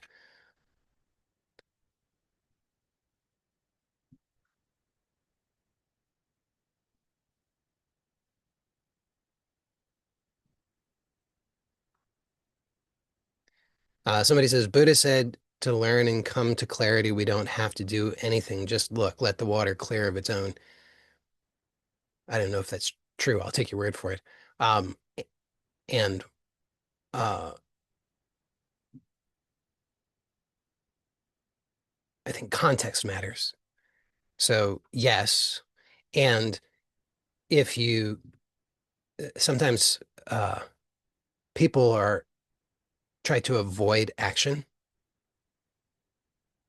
and they'll justify that with an idea like this. They'll say, well, Buddha said. It's like, I don't know. Maybe if you if you want a clean house, maybe it would be useful to clean it. But they say, no, no, no. Buddha said, no. It will clear of its own. All I have to do is look. Like, yeah, how long you been looking at the mess? Well, for a while. How's it? How well is that working? Clearing of its own? Not so well. Maybe get off your ass and sweep. So I think there's a time and place for action, but people will swing the opposite to the opposite extreme. Of course, it's very popular. You know, you got to hustle and grind. You got to just do stuff. Be busy. Look busy. Eh, that's that's oftentimes just busy work. So you can say, well, look how hard I'm working. Yes, but how much is the are the actions that you're doing actually contributing to the outcome that you want? So I think there's both. There's time and place for both.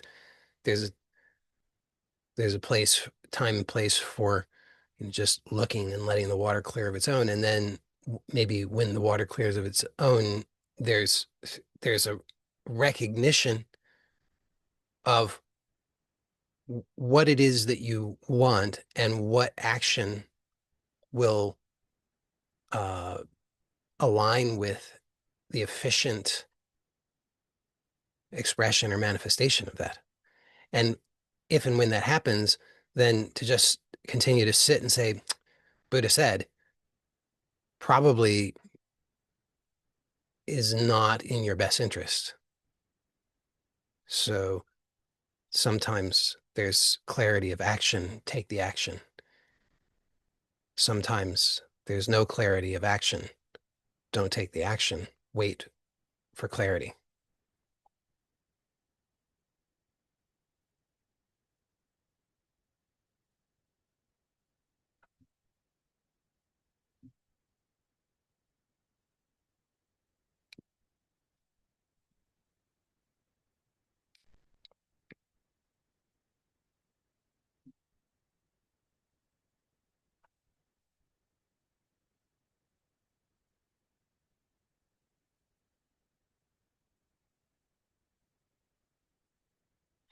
Somebody says, I had a similar crash that you shared and was deathly sick for 2 years. When I turned myself over to God, I healed, was called to serve at my next level of stewardship in the world.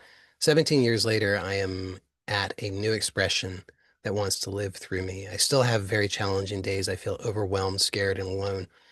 I keep remembering to do the practices that I have learned from you, reach out for help, and continue to serve. Yeah, and I would say that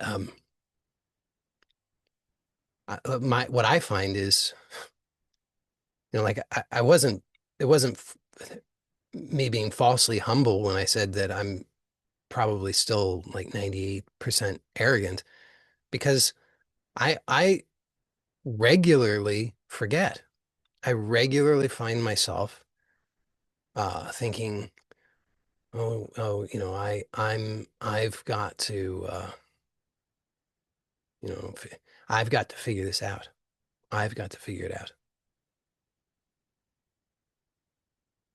which leads to what you're talking about, the overwhelmed, scared, and alone. And so what I find helpful is to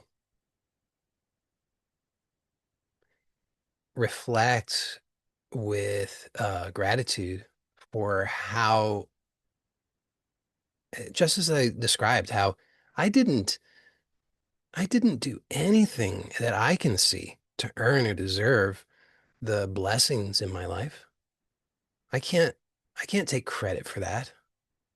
I mean, not that I can see. I'm the more I am aware, the more wretchedness I discover. You know, I'm like, oh, cringe.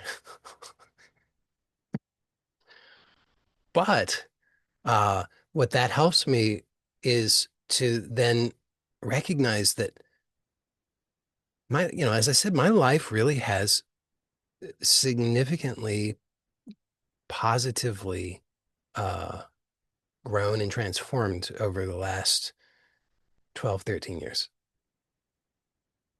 N- And and the only explanation that makes sense to me is that that's because I am cared for, guided, and protected. Even though in my arrogant thinking, I say, oh, I've got to figure it all out. I've got, oh, woe is me. But what seems very, very evident is, as I said, that my life is uh, guided, protected, and cared for by a greater intelligence. And I believe that that's true for everybody.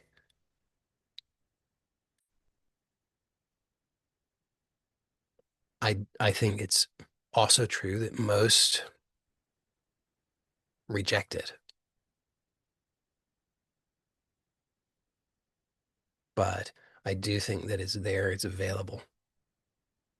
And to remember that, I mean, so when you have this experience that you can refer to 17 years ago, having uh,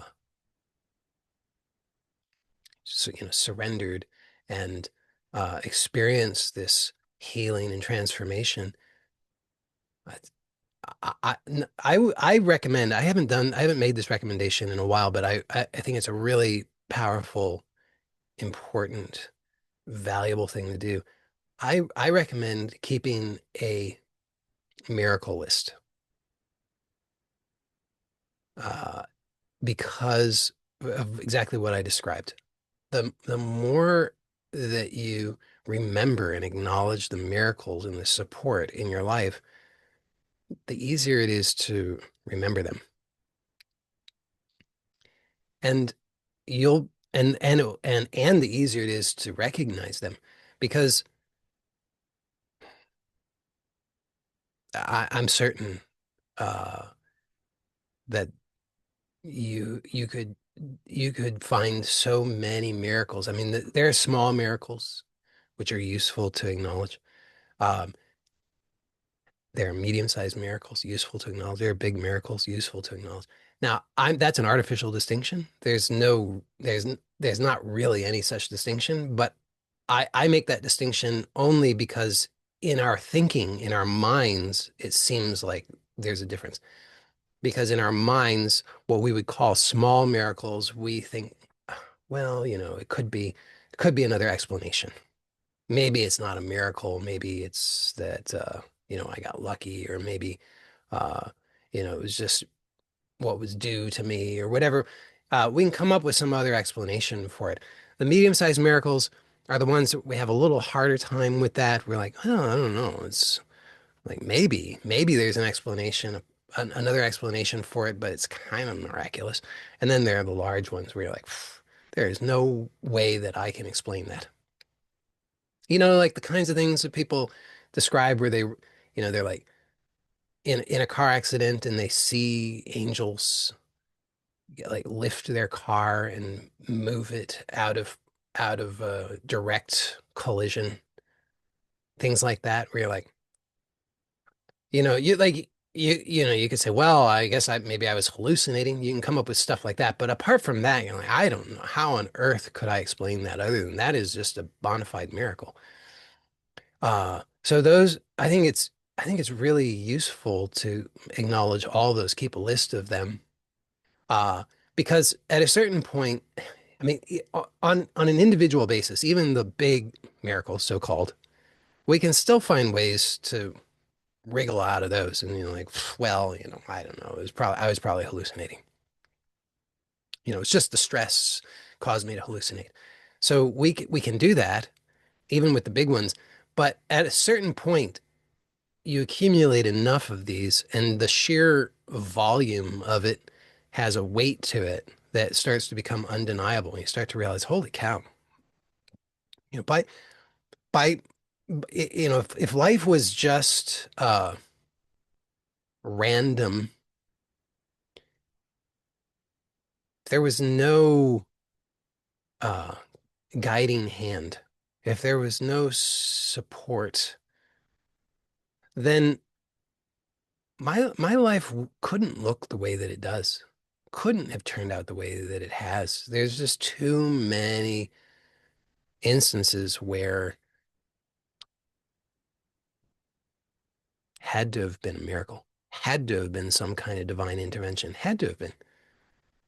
Uh, even if half of them, even if three-quarters of them were not, even if I was hallucinating and making up most of them, the rest of them still are so significant that you can't really dismiss it. So I find that that's really helpful uh, to be able to have that readily accessible, to be something that you consult on a regular basis to remind you of your life is guided and supported. So yes, that you're going to meet with challenges. Uh, why? I don't know. I could make up a reason, but I don't really know. Just all I know is it seems like we are met with challenges, but uh, there's something that has been all along guiding and supporting. It's still here. Uh, all of the if you also if you think back, like how many of these uh, difficulties have you gone through in your life? The kinds of things when you're like, I don't know how this is going to work out. I don't know how I'm going to survive. I don't know how things are going to be okay. And here you are. So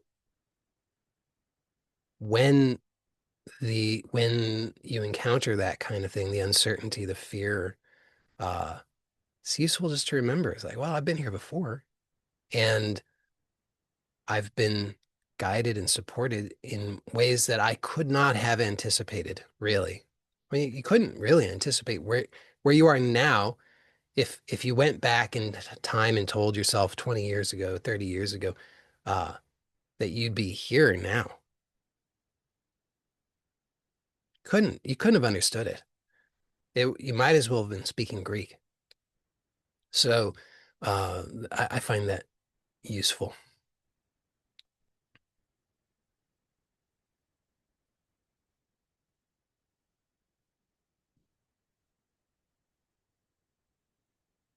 Somebody once it says, can somebody explain what I recommend us to do? Just accepting we don't know. If I haven't, if you still have that question or doubt, let me know. But I think I've answered that already.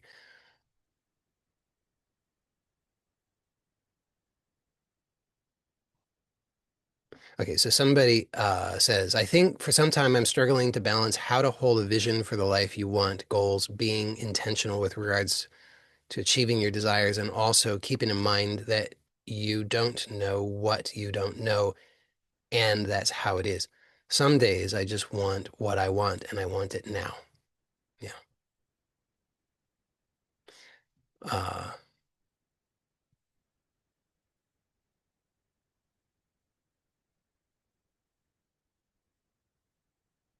Yeah, I mean, I hear you. I think that that's part of this. It's part of kind of in a sense part of the core of a lot of what it is that I share because I had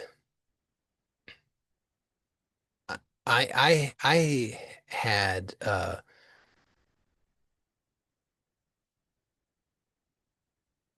lot of struggles with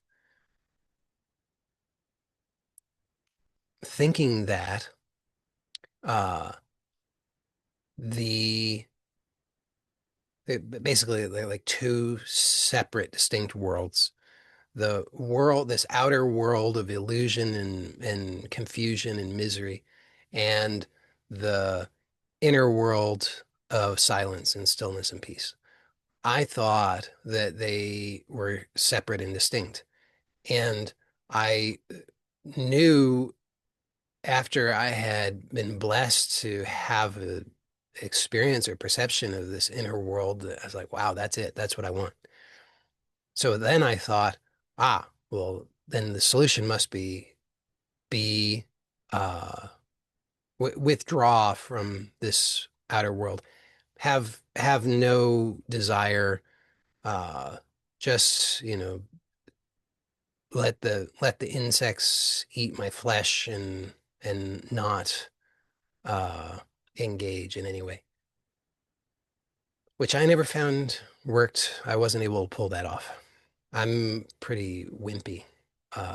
So like I said, cold really, I struggle with that. So, um, I have out of necessity had to navigate this challenge of integrating these what I thought of as two distinct worlds, and I had to find how uh, they're not really two separate worlds. So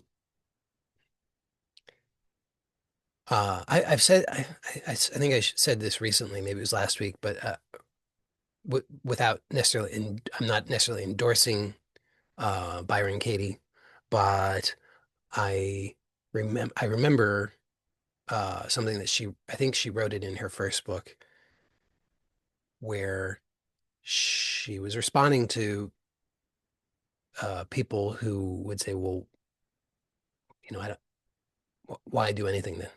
You know, just why not why not just withdraw and do nothing? And her response to that, as I remember it, was like, "Well, try that out and see what happens, because it probably isn't going to last very long. You're gonna have to pee, you're gonna get hungry, something, and you'll find yourself acting." So I think, in my own experience, there's this sort of idealistic naivete that still wrongly imagines that there's this separate world, this idealistic world of uh, silence and peace that is distinct from everything else, and that somehow I'm going to inhabit only that, and therefore everything else becomes like the enemy. Desire is the enemy, mm, relationships are the enemy, sex is the enemy, food is the enemy. Everything is the enemy to that, because it seems to demand some kind of response, some kind of activity. But just from a pragmatic point of view, there's back to the Byron Katie thing. It's like, okay, I, you know, it seems like activity happens. So since I haven't been able to find a way to successfully achieve my idealistic escape from the so-called delusion into my perfect ideal reality, maybe let me explore how to integrate this. So what I found is that desire is not the enemy. It's not a problem. It's just part of a feedback mechanism uh, that allows for this process of self-discovery. So I find it useful just to go with it, but to go with it in a particular way rather than um, this very uh,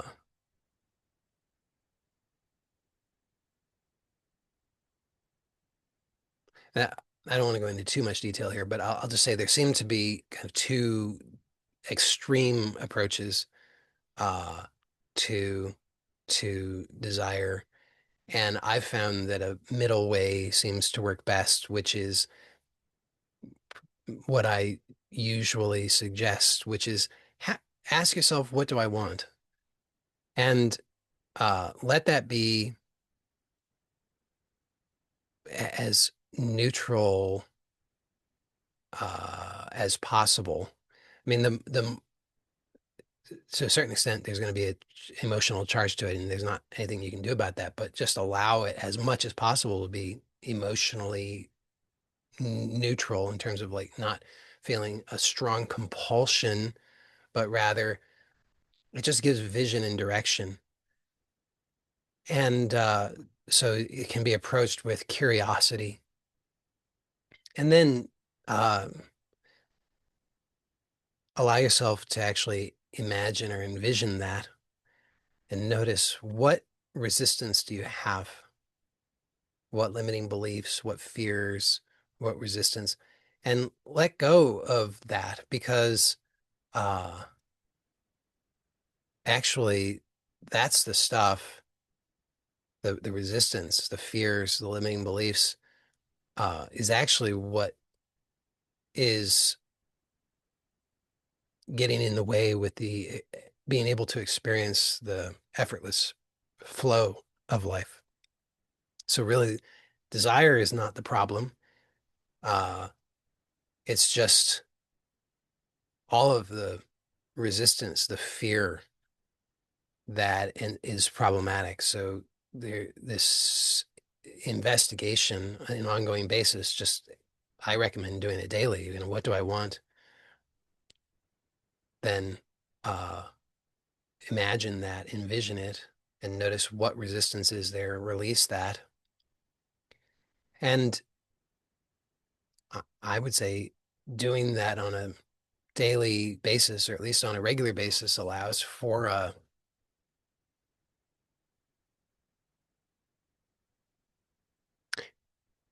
nicer experience.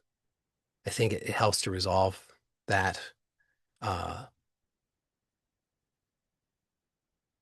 challenge that you're describing.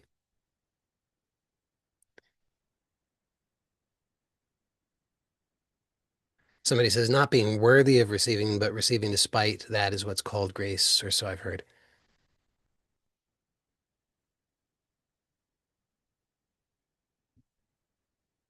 That seems true.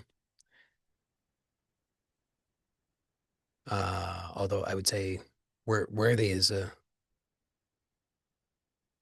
fine.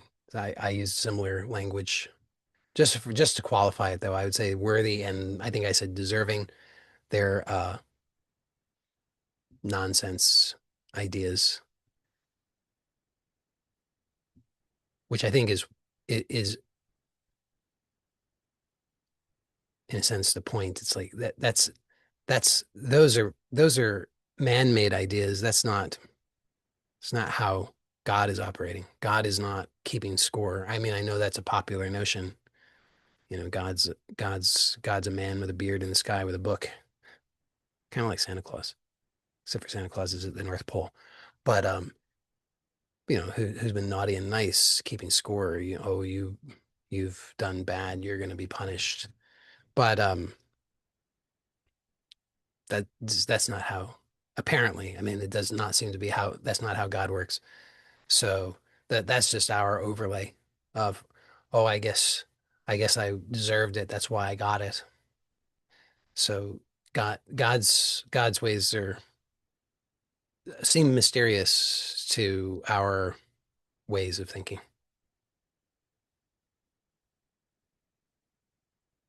Somebody says, for me, it's a combination of life has it out for me, and I'm not capable of being what is needed to be successful and have a real life and be a participant in the world. Yeah. So this is, um,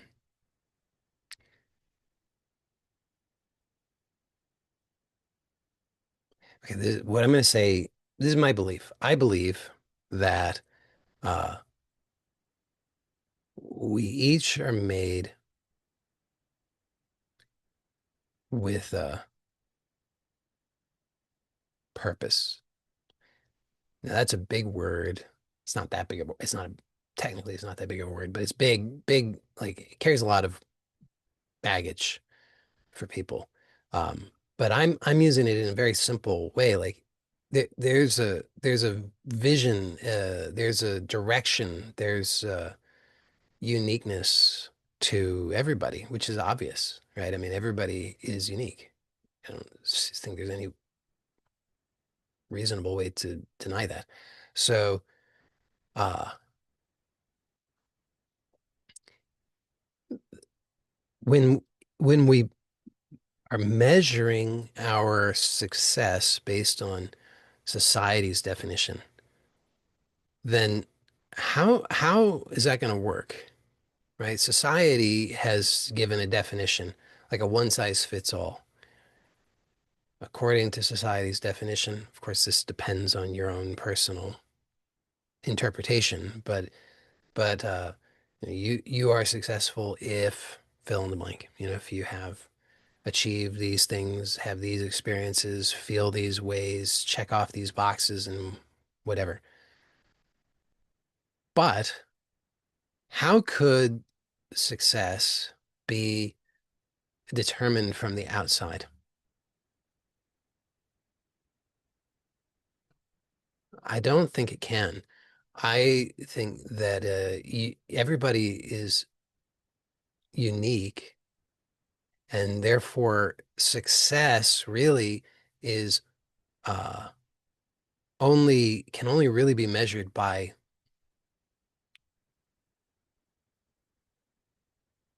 allowing for and aligning with your uniqueness.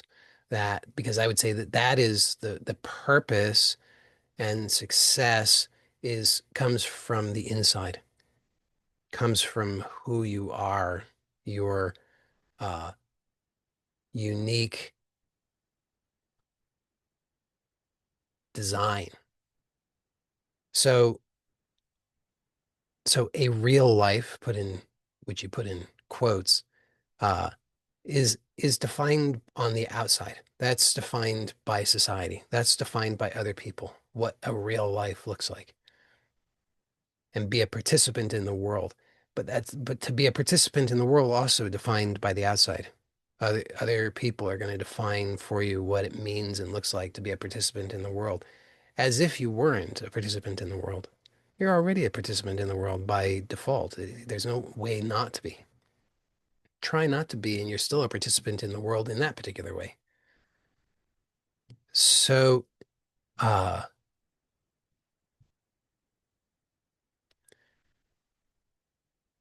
so, interesting ideas that you're not capable of being what's needed to be successful and have a real life and be a participant in the world. And if you really examine it, I would say, uh, simply not possible. You're absolutely capable of being what is needed. In fact, the only thing that you can do to screw it up is to reject your unique capabilities, to dismiss your unique capabilities as insufficient, as wrong.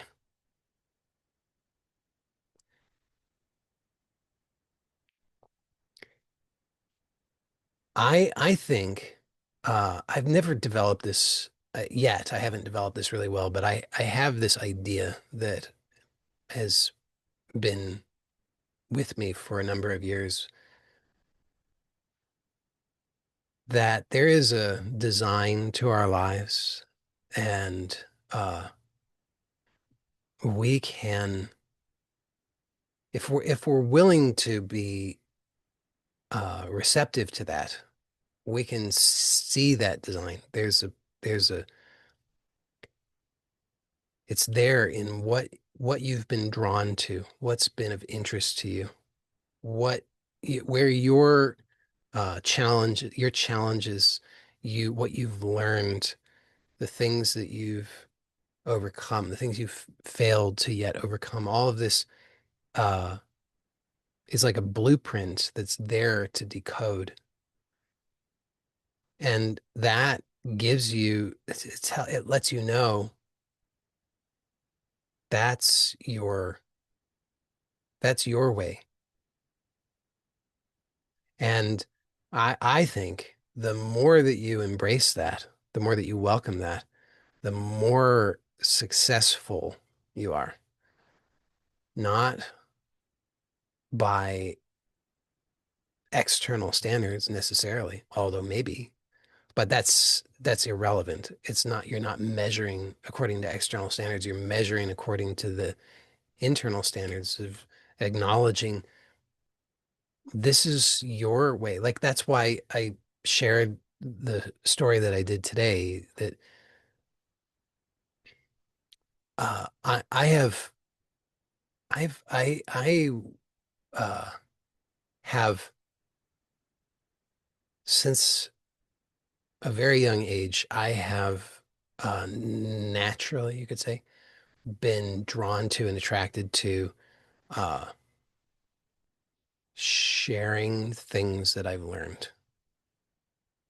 Most of the things that I shared that I learned were not, I didn't find to be particularly meaningful or important things, but I was consistently drawn to sharing what I learned in so many different areas. I naturally gravitated to that. It was just something that in so many different, I'm not going to like give you my whole life story, but it happened so many times. Uh, and then I had these particular challenges, particular pain and suffering, which demanded that I face it. And then these two things came together. Once I came to face what it is that I had been running from, that had been generating so much suffering, then it's like, oh, naturally, here's the thing that I've learned that's meaningful, and now I want to share it. So, does my life look like a success by worldly standards, by external standards? It depends who you ask. Probably by a lot of people's standards, the answer would be no. Uh, but internally, I would say I feel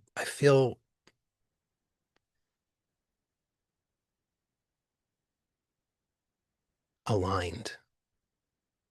I'm I'm saying yes often enough to what is true that I feel is placed within my heart, in my, say, DNA, uh, so that I would call it a success. So my thought in response to what you wrote is that those are beliefs, and sounds like they're unlikely to be working well for you. And you can choose to investigate and challenge that, even though that, I mean, I understand that the old habits die hard, as they say. So the uh, tendency will be go back to them again and again because that's what's familiar. That's what's easy is to fall back on. I'm not capable, and to see evidence of that. It's like, oh, here's more evidence. Oh, of course this is happening because I'm not capable. I mean, what else would I expect? Of course, this is what has to happen in my life because I'm not capable. Here's more evidence that I'm not capable. So the tendency will be to go to that, but what's possible is instead to investigate that, to just notice, okay, there's that familiar habit of believing I'm not capable. This is evidence that I'm not capable. But what's, do I really know that that's true? Is that working well for me? What if I'm, what if I'm, what if I am divinely guided and supported?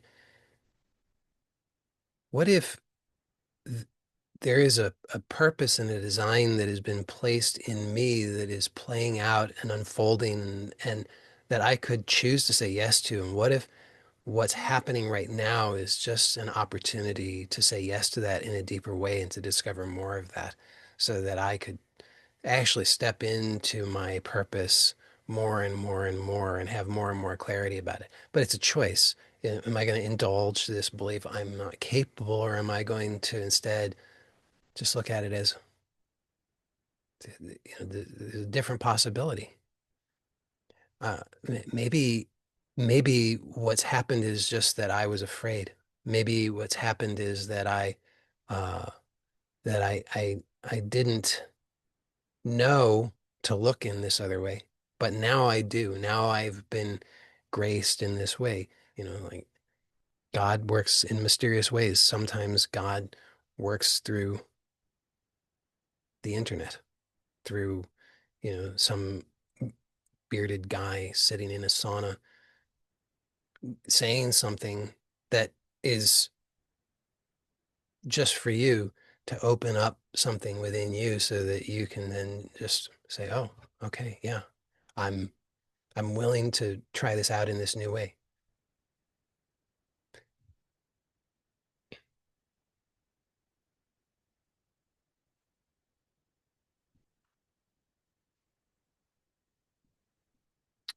Somebody says, on those occasions when you do still have a wobble and you're suddenly tempted to lose faith and surrender and start to panic, you need grab back control. How do you stop yourself from getting lost again in all that madness and illusion? Please.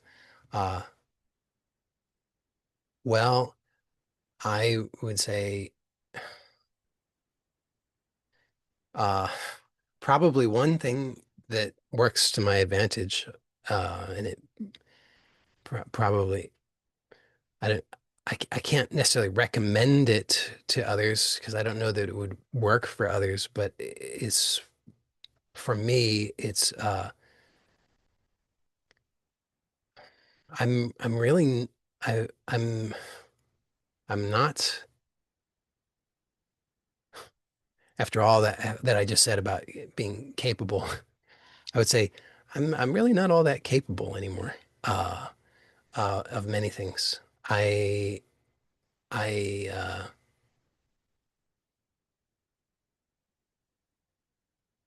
like when I have those thoughts of uh I got to figure this out. It's like I ain't got much to draw upon.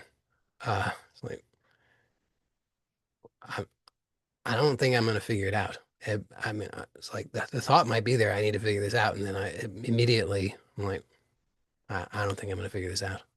I just don't have it. I just don't have. I have uh, hurt myself for so long, uh, beating myself up and demanding unreasonable things of myself.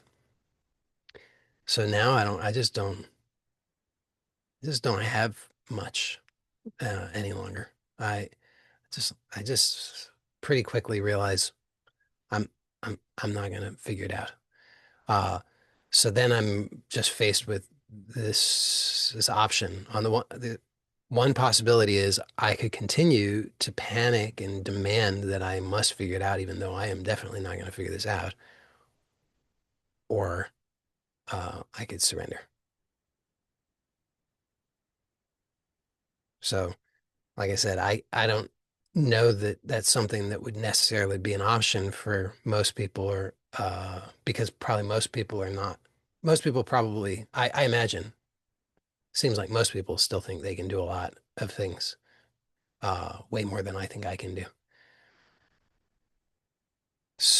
But that's how it is for me. I mean, it's just kind of right in my face, and like I might have a thought, I need to figure this out, and then immediately it's like, well, who am I fooling? I am not going to figure this out. I can't. I cannot figure out the seemingly simplest of things. I mean, like for example, I understand parenting is a challenging thing for most parents, but I talk with some parents, and boy, most parents that I talk with, they do not seem to be nearly as inept as I am. I used to think of myself as an intelligent person, but I am totally defeated by my children. I just don't know. I do not know how to get a handle on the situations. I don't know how to do anything. Uh, so that's kind of my life. I'm just pretty much just mostly admitted defeat to most things just because I don't seem to be able to figure them out. Uh, so if that works for you, then great. And I'm not imagining that it does.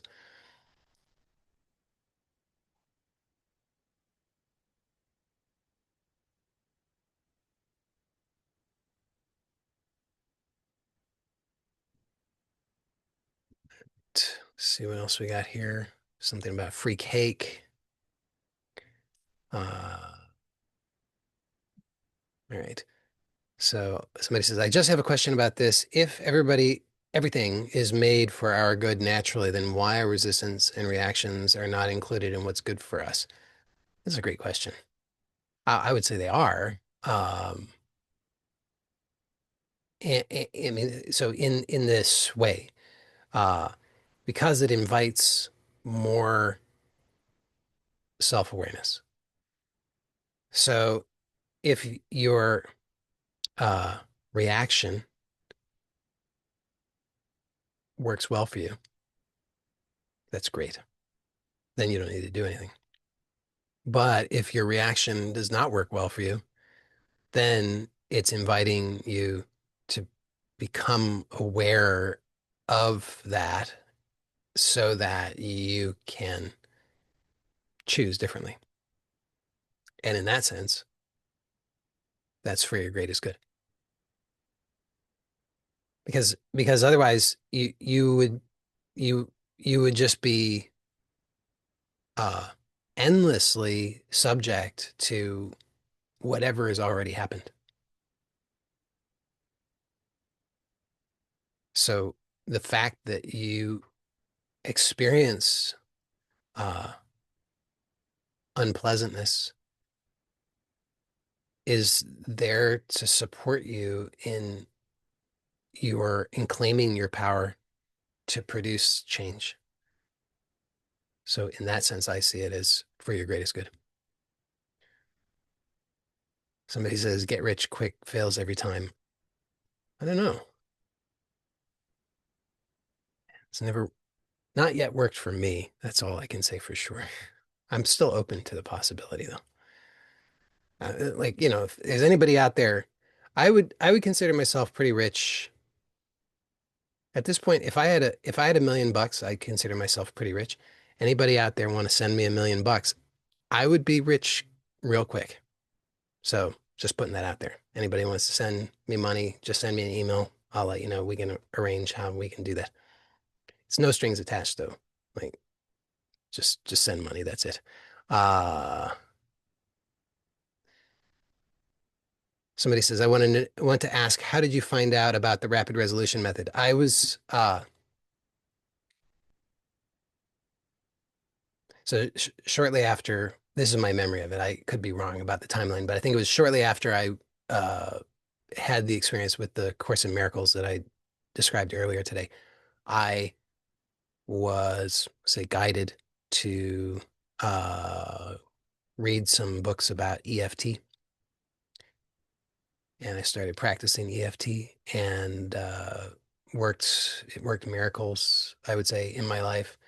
And then I got even I was pretty enthusiastic about it, and I got more books about EFT, and every book seemed to have different opinions. Some said you got to do it. You have to tap on these certain points in this certain order. If you don't do it in that way, it won't work. You have to say these certain affirmations. If you don't, it won't work. And then others would say you have to tap on these different points. If you don't, then it won't work. It's like, well, wait a second, that's confusing.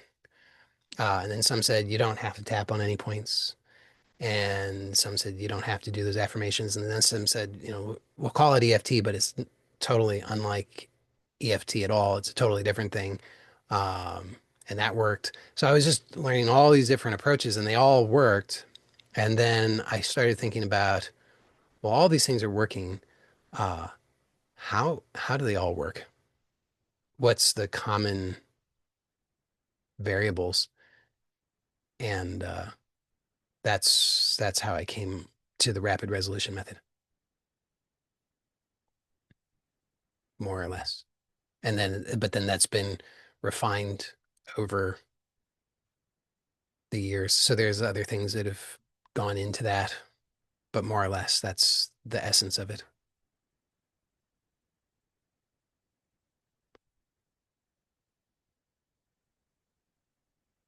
Uh, Somebody says, can you clarify the exercise when I'm triggered? I just need to wonder what would happen if I just let my trigger happening. Uh,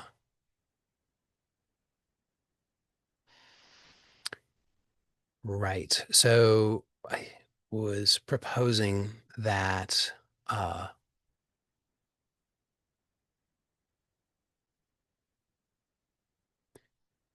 if you find yourself, you're saying triggered, uh, you could notice,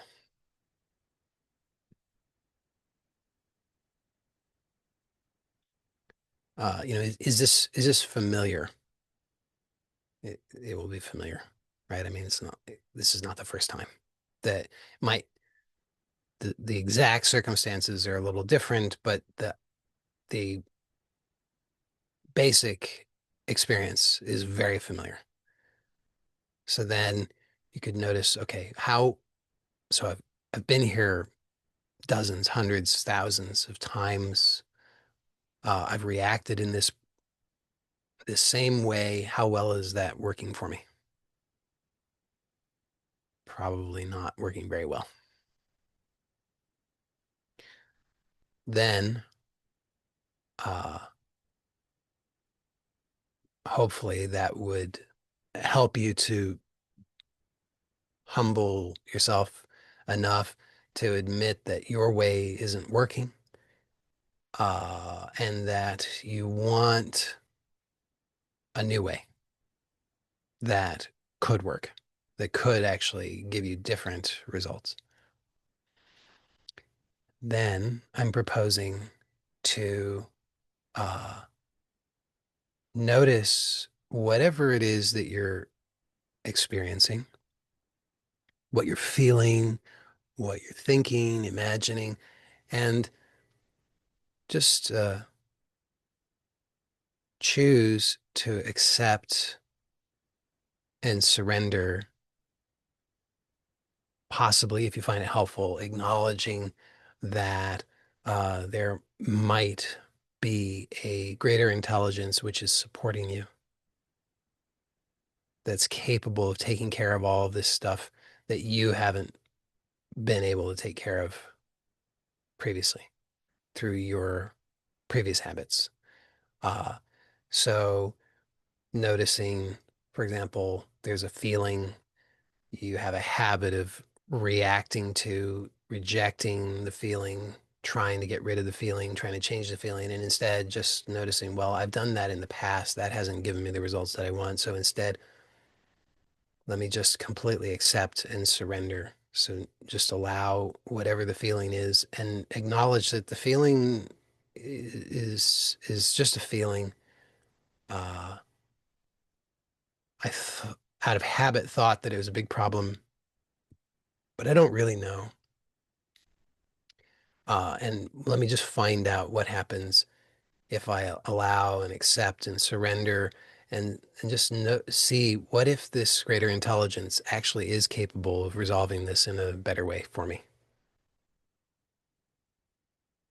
That's basically what I was suggesting.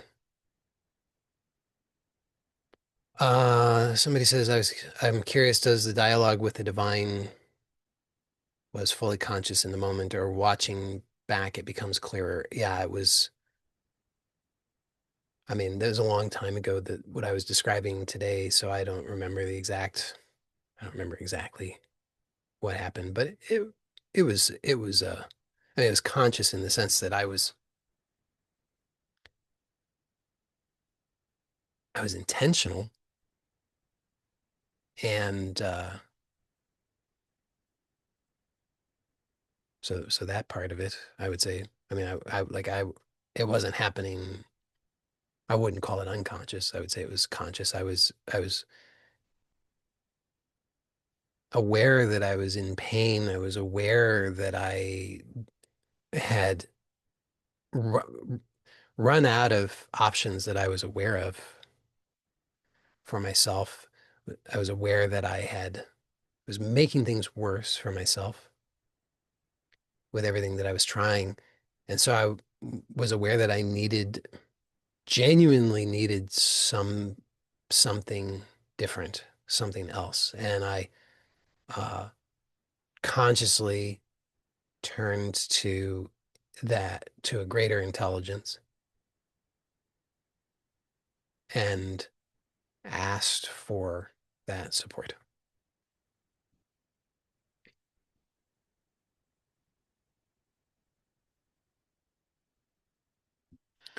Somebody says, I stopped resisting bad feelings, but what if you get bad thoughts about what's going to happen? Well, if you have a so-called bad thought, how do you know it's a bad thought?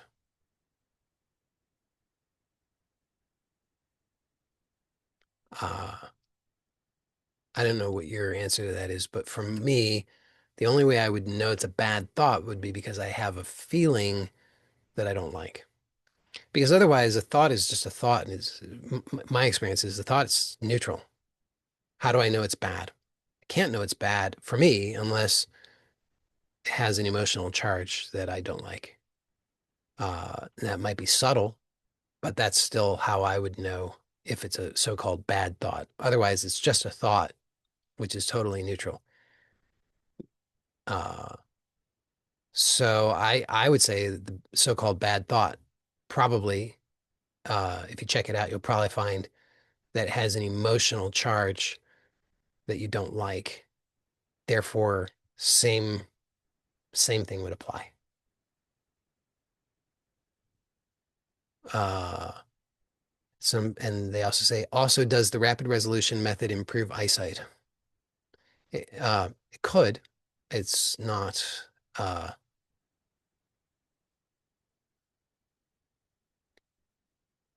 certainly not guaranteed. It wouldn't be the like yeah, I wouldn't market it as an eyesight improvement technique because I think the results on that in that regard would be very hit or miss. Um, but it could because so eyesight uh, deterioration in eyesight can be for a variety of reasons. I mean, there can be tissue deterioration, but um, it's mostly because of how things are processed in the brain. And so the more stress that a person has, the less energy there is that can be put toward efficiency, improving efficiency in processing things in the brain. So reducing stress uh, can contribute significantly to improvements in all kinds of function that's governed by brain activity.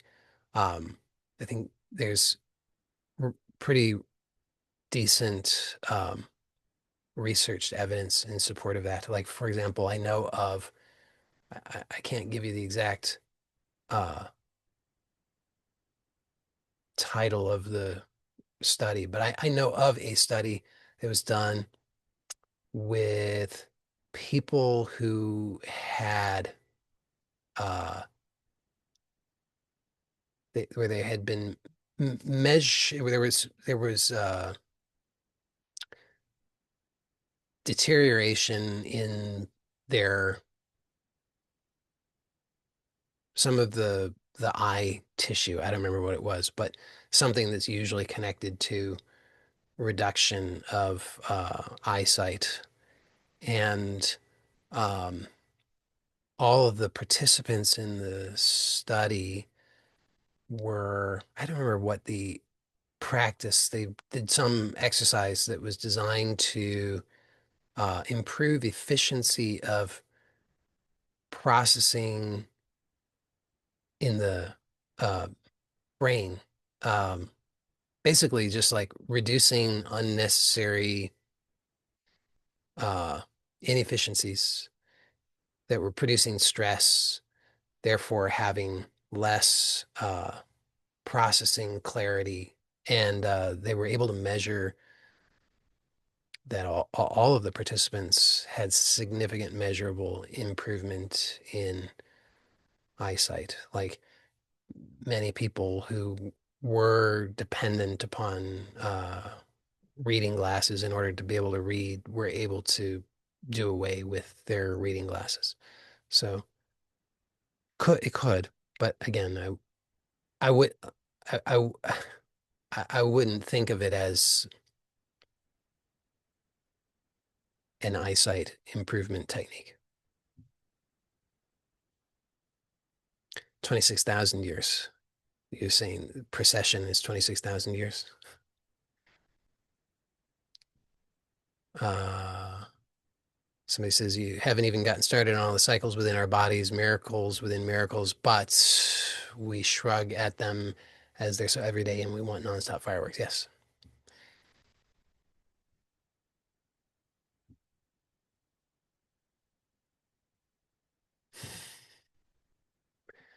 So somebody says like tag wrestling, God is like tag me in. Yeah. Uh, Somebody says, I know miracles exist. I just want now some miracles when my triggers are happening. Well, ask. Really ask. You got to ask and then receive. Because the thing is, my, I know this sounds too simple. So a lot of people will say it's too simple, it couldn't work. But then they'll never really find out. Ask. How many people don't ask? They're still saying, I got this, I got this, I got to figure this out. You got to be willing to ask. You got to be willing. See, people refuse to ask because they cling to these limited beliefs. They cling to these ideas and say, well, life just doesn't work like that. Life doesn't work like that. Life, it works in this very different way, this small way, this painful way, this way that's all depends upon me and I've got to figure it out. Depends on my limited intelligence.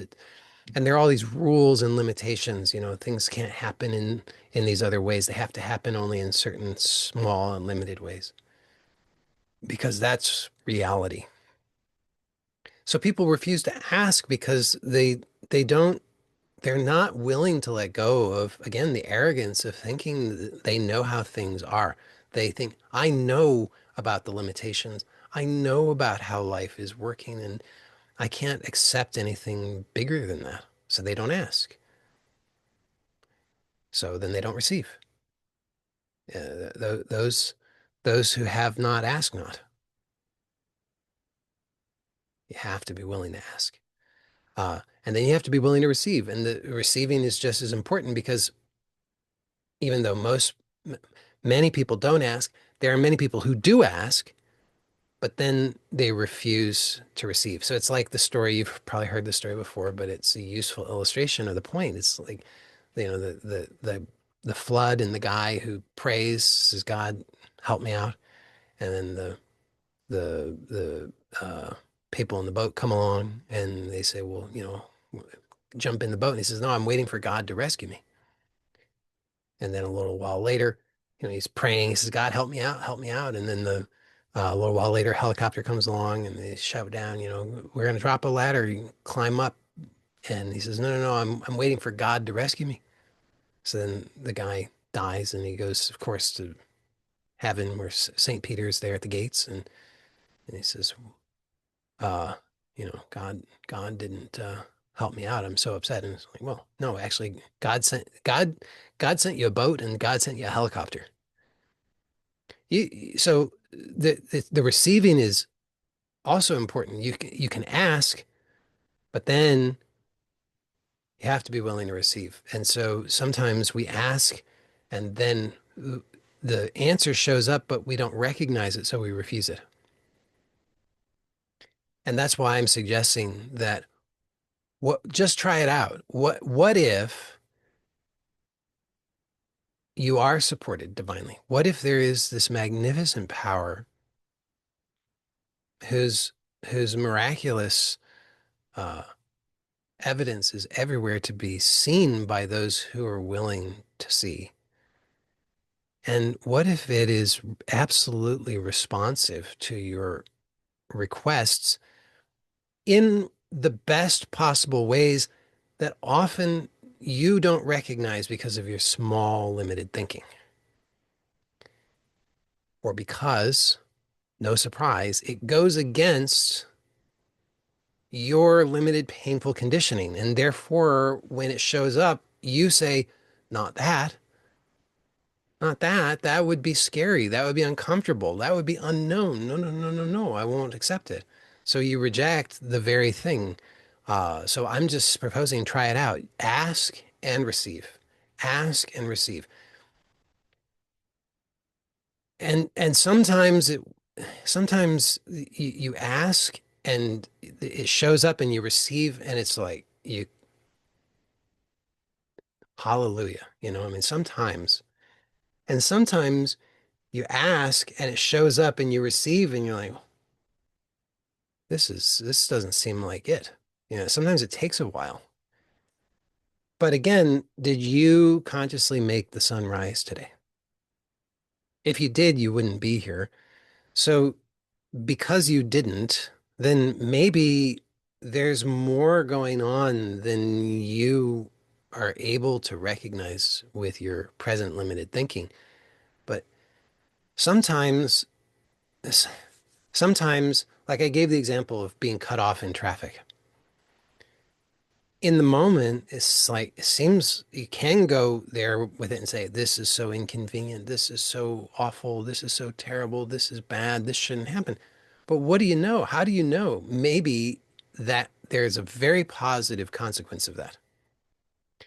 And so sometimes we ask and we think that we should receive it in a particular way, that it should show up in a particular way. And if it doesn't, then we feel like we've been slighted or it hasn't worked or something.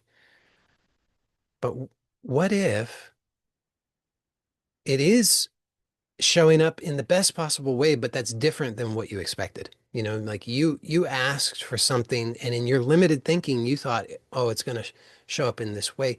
And maybe it's going to show up in a much better way, but you just have to be willing to have patience with it.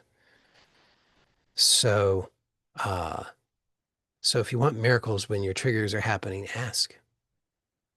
When the triggers are happening, that's what I'm saying is ask. When the trigger is happening, say, my old My old ways don't work.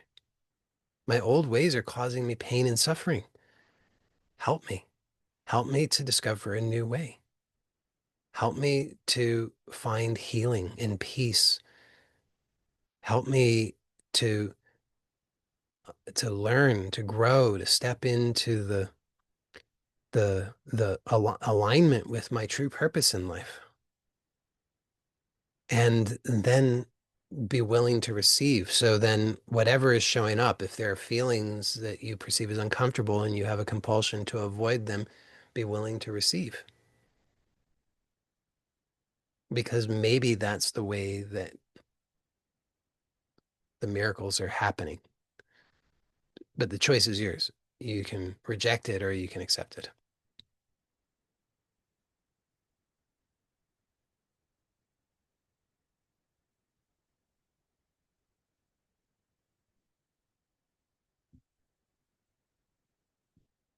Somebody says success can only be defined by our creator if you're a believer in ourselves.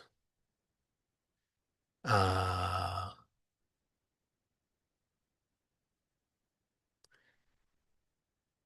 Somebody says, do you think that the trivial, mundane experiences we often bring up as an excuse not doing the spiritual work can actually be purposely set in this self-exploratory process, or why else are we here in this realm practicing? I would say yes, definitely. Uh, it's only our thinking that says this is trivial, mundane experience. What if, what if this is it? See, the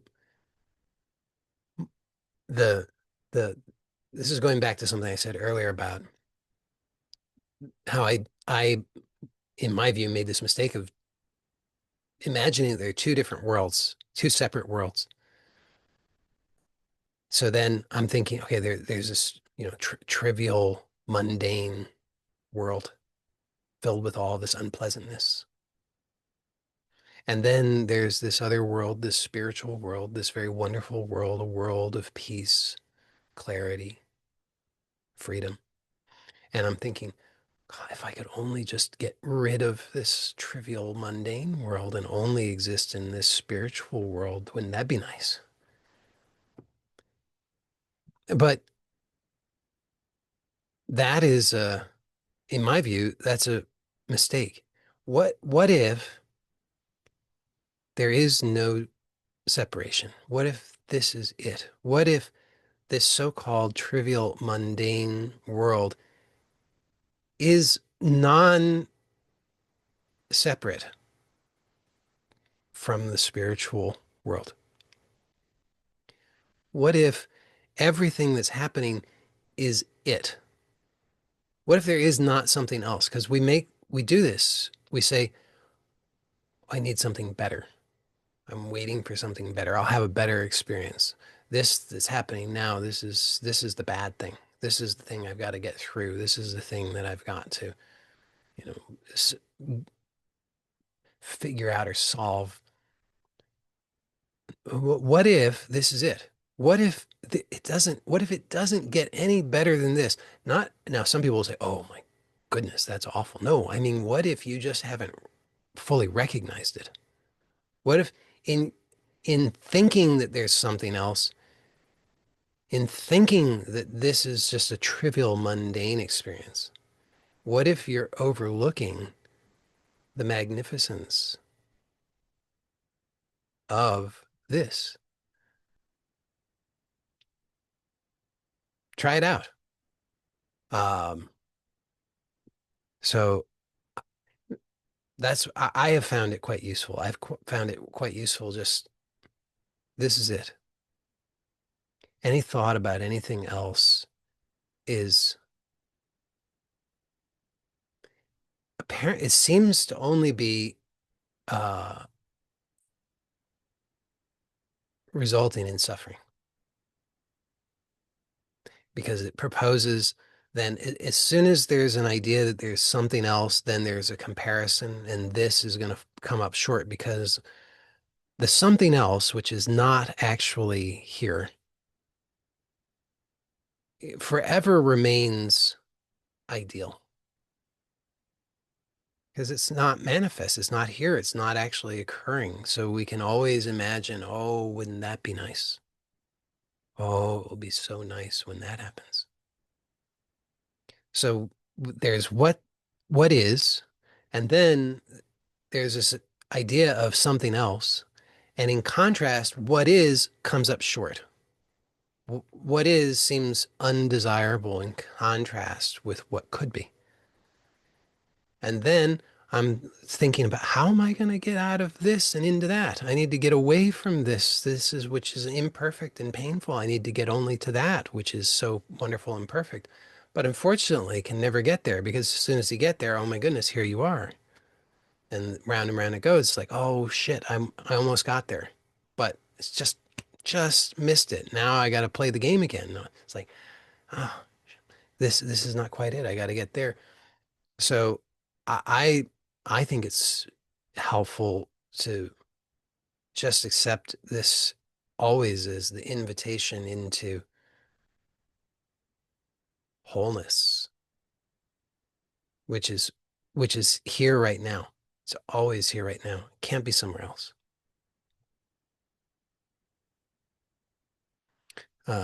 They go on to say, I constantly interpret being tired, annoyed, hurt, busy, overwhelmed, confused as failing versus me learning to remain present within life. Yeah, I I have made the same mistake.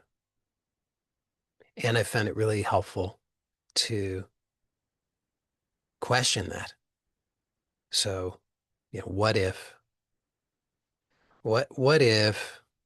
what I'm calling tired, annoyed, hurt, busy, overwhelmed, confused, what if that's only an idea that's generated in contrast with this imaginary other ideal reality? And if I just drop it, if I just drop that whole idea and comparison right now for a second, what do I actually find?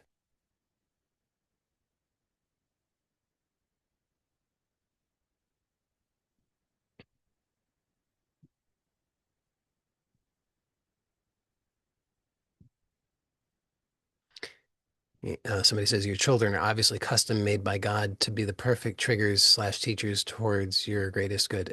No question about it. Yeah. Somebody says fear, anxiety upon waking every morning or through the day, strong emotional charge, what to do.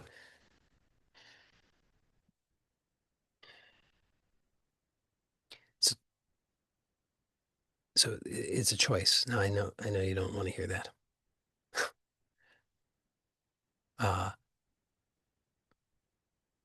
because when you find yourself in that situation where that's the habit, then it can seem difficult, painful, uncomfortable. Uh, and yet, if you really slow it down, so you could think back to, so you say, fear, anxiety upon waking every morning. So go go back to this morning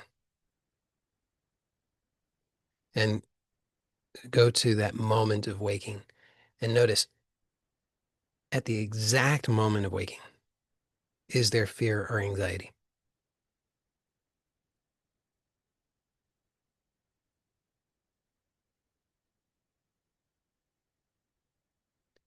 And my proposal is there can't be.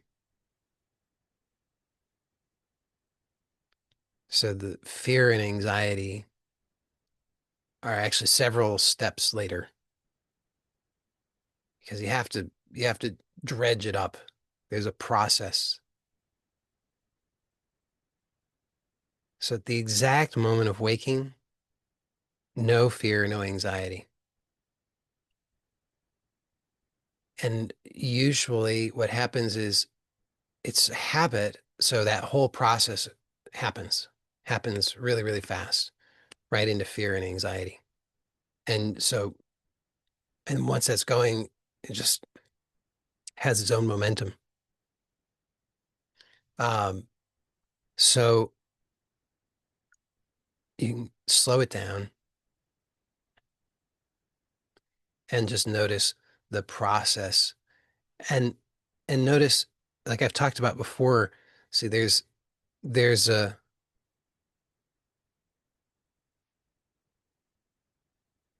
like I've said, ask and ye shall receive. So you call it fear and you you get the evidence. You're asking for the evidence.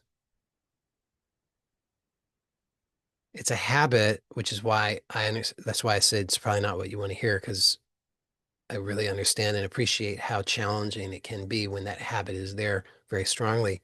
And yet, if you examine it and slow it down, then you can start to change that. And you can, the earlier you intervene in that process, the more leverage you have. So I'm not sure exactly what the first thing is that you can become aware of, but slow it down as much as you can and become aware of the earliest point in that process, and then experiment with a different choice.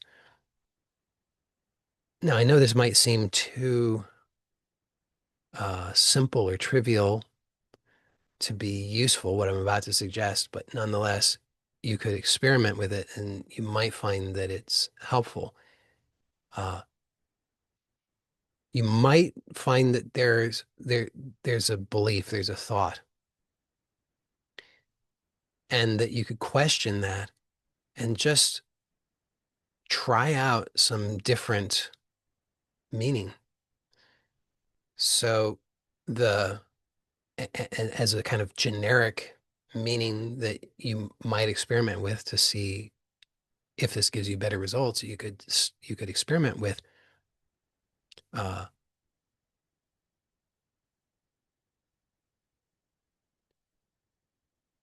perhaps what's happening is an opportunity, uh, an invitation for me to consciously choose a new way. If I really examine what's happening, I don't, I cannot actually truly call it by any name. It's simply wide open.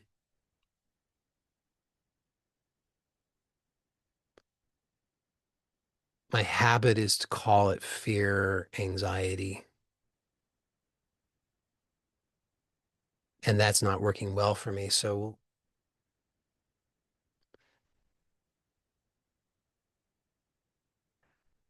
perhaps uh, there's another way of understanding this that could work better for me. Perhaps what I'm experiencing is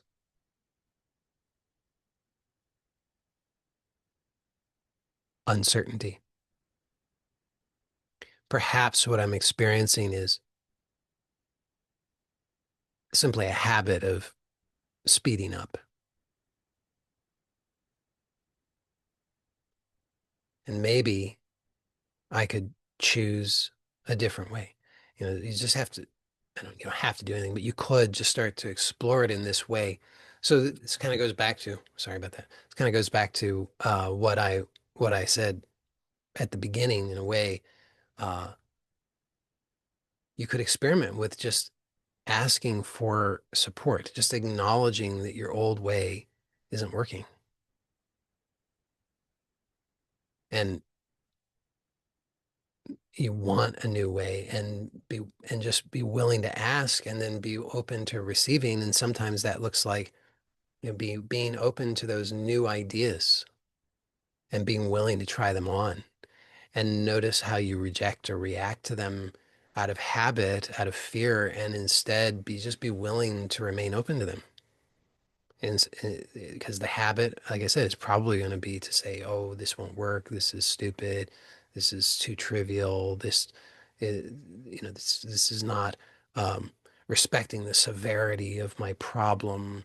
I've had this problem for a long time. It's too big of a problem to to be helped by something so trivial.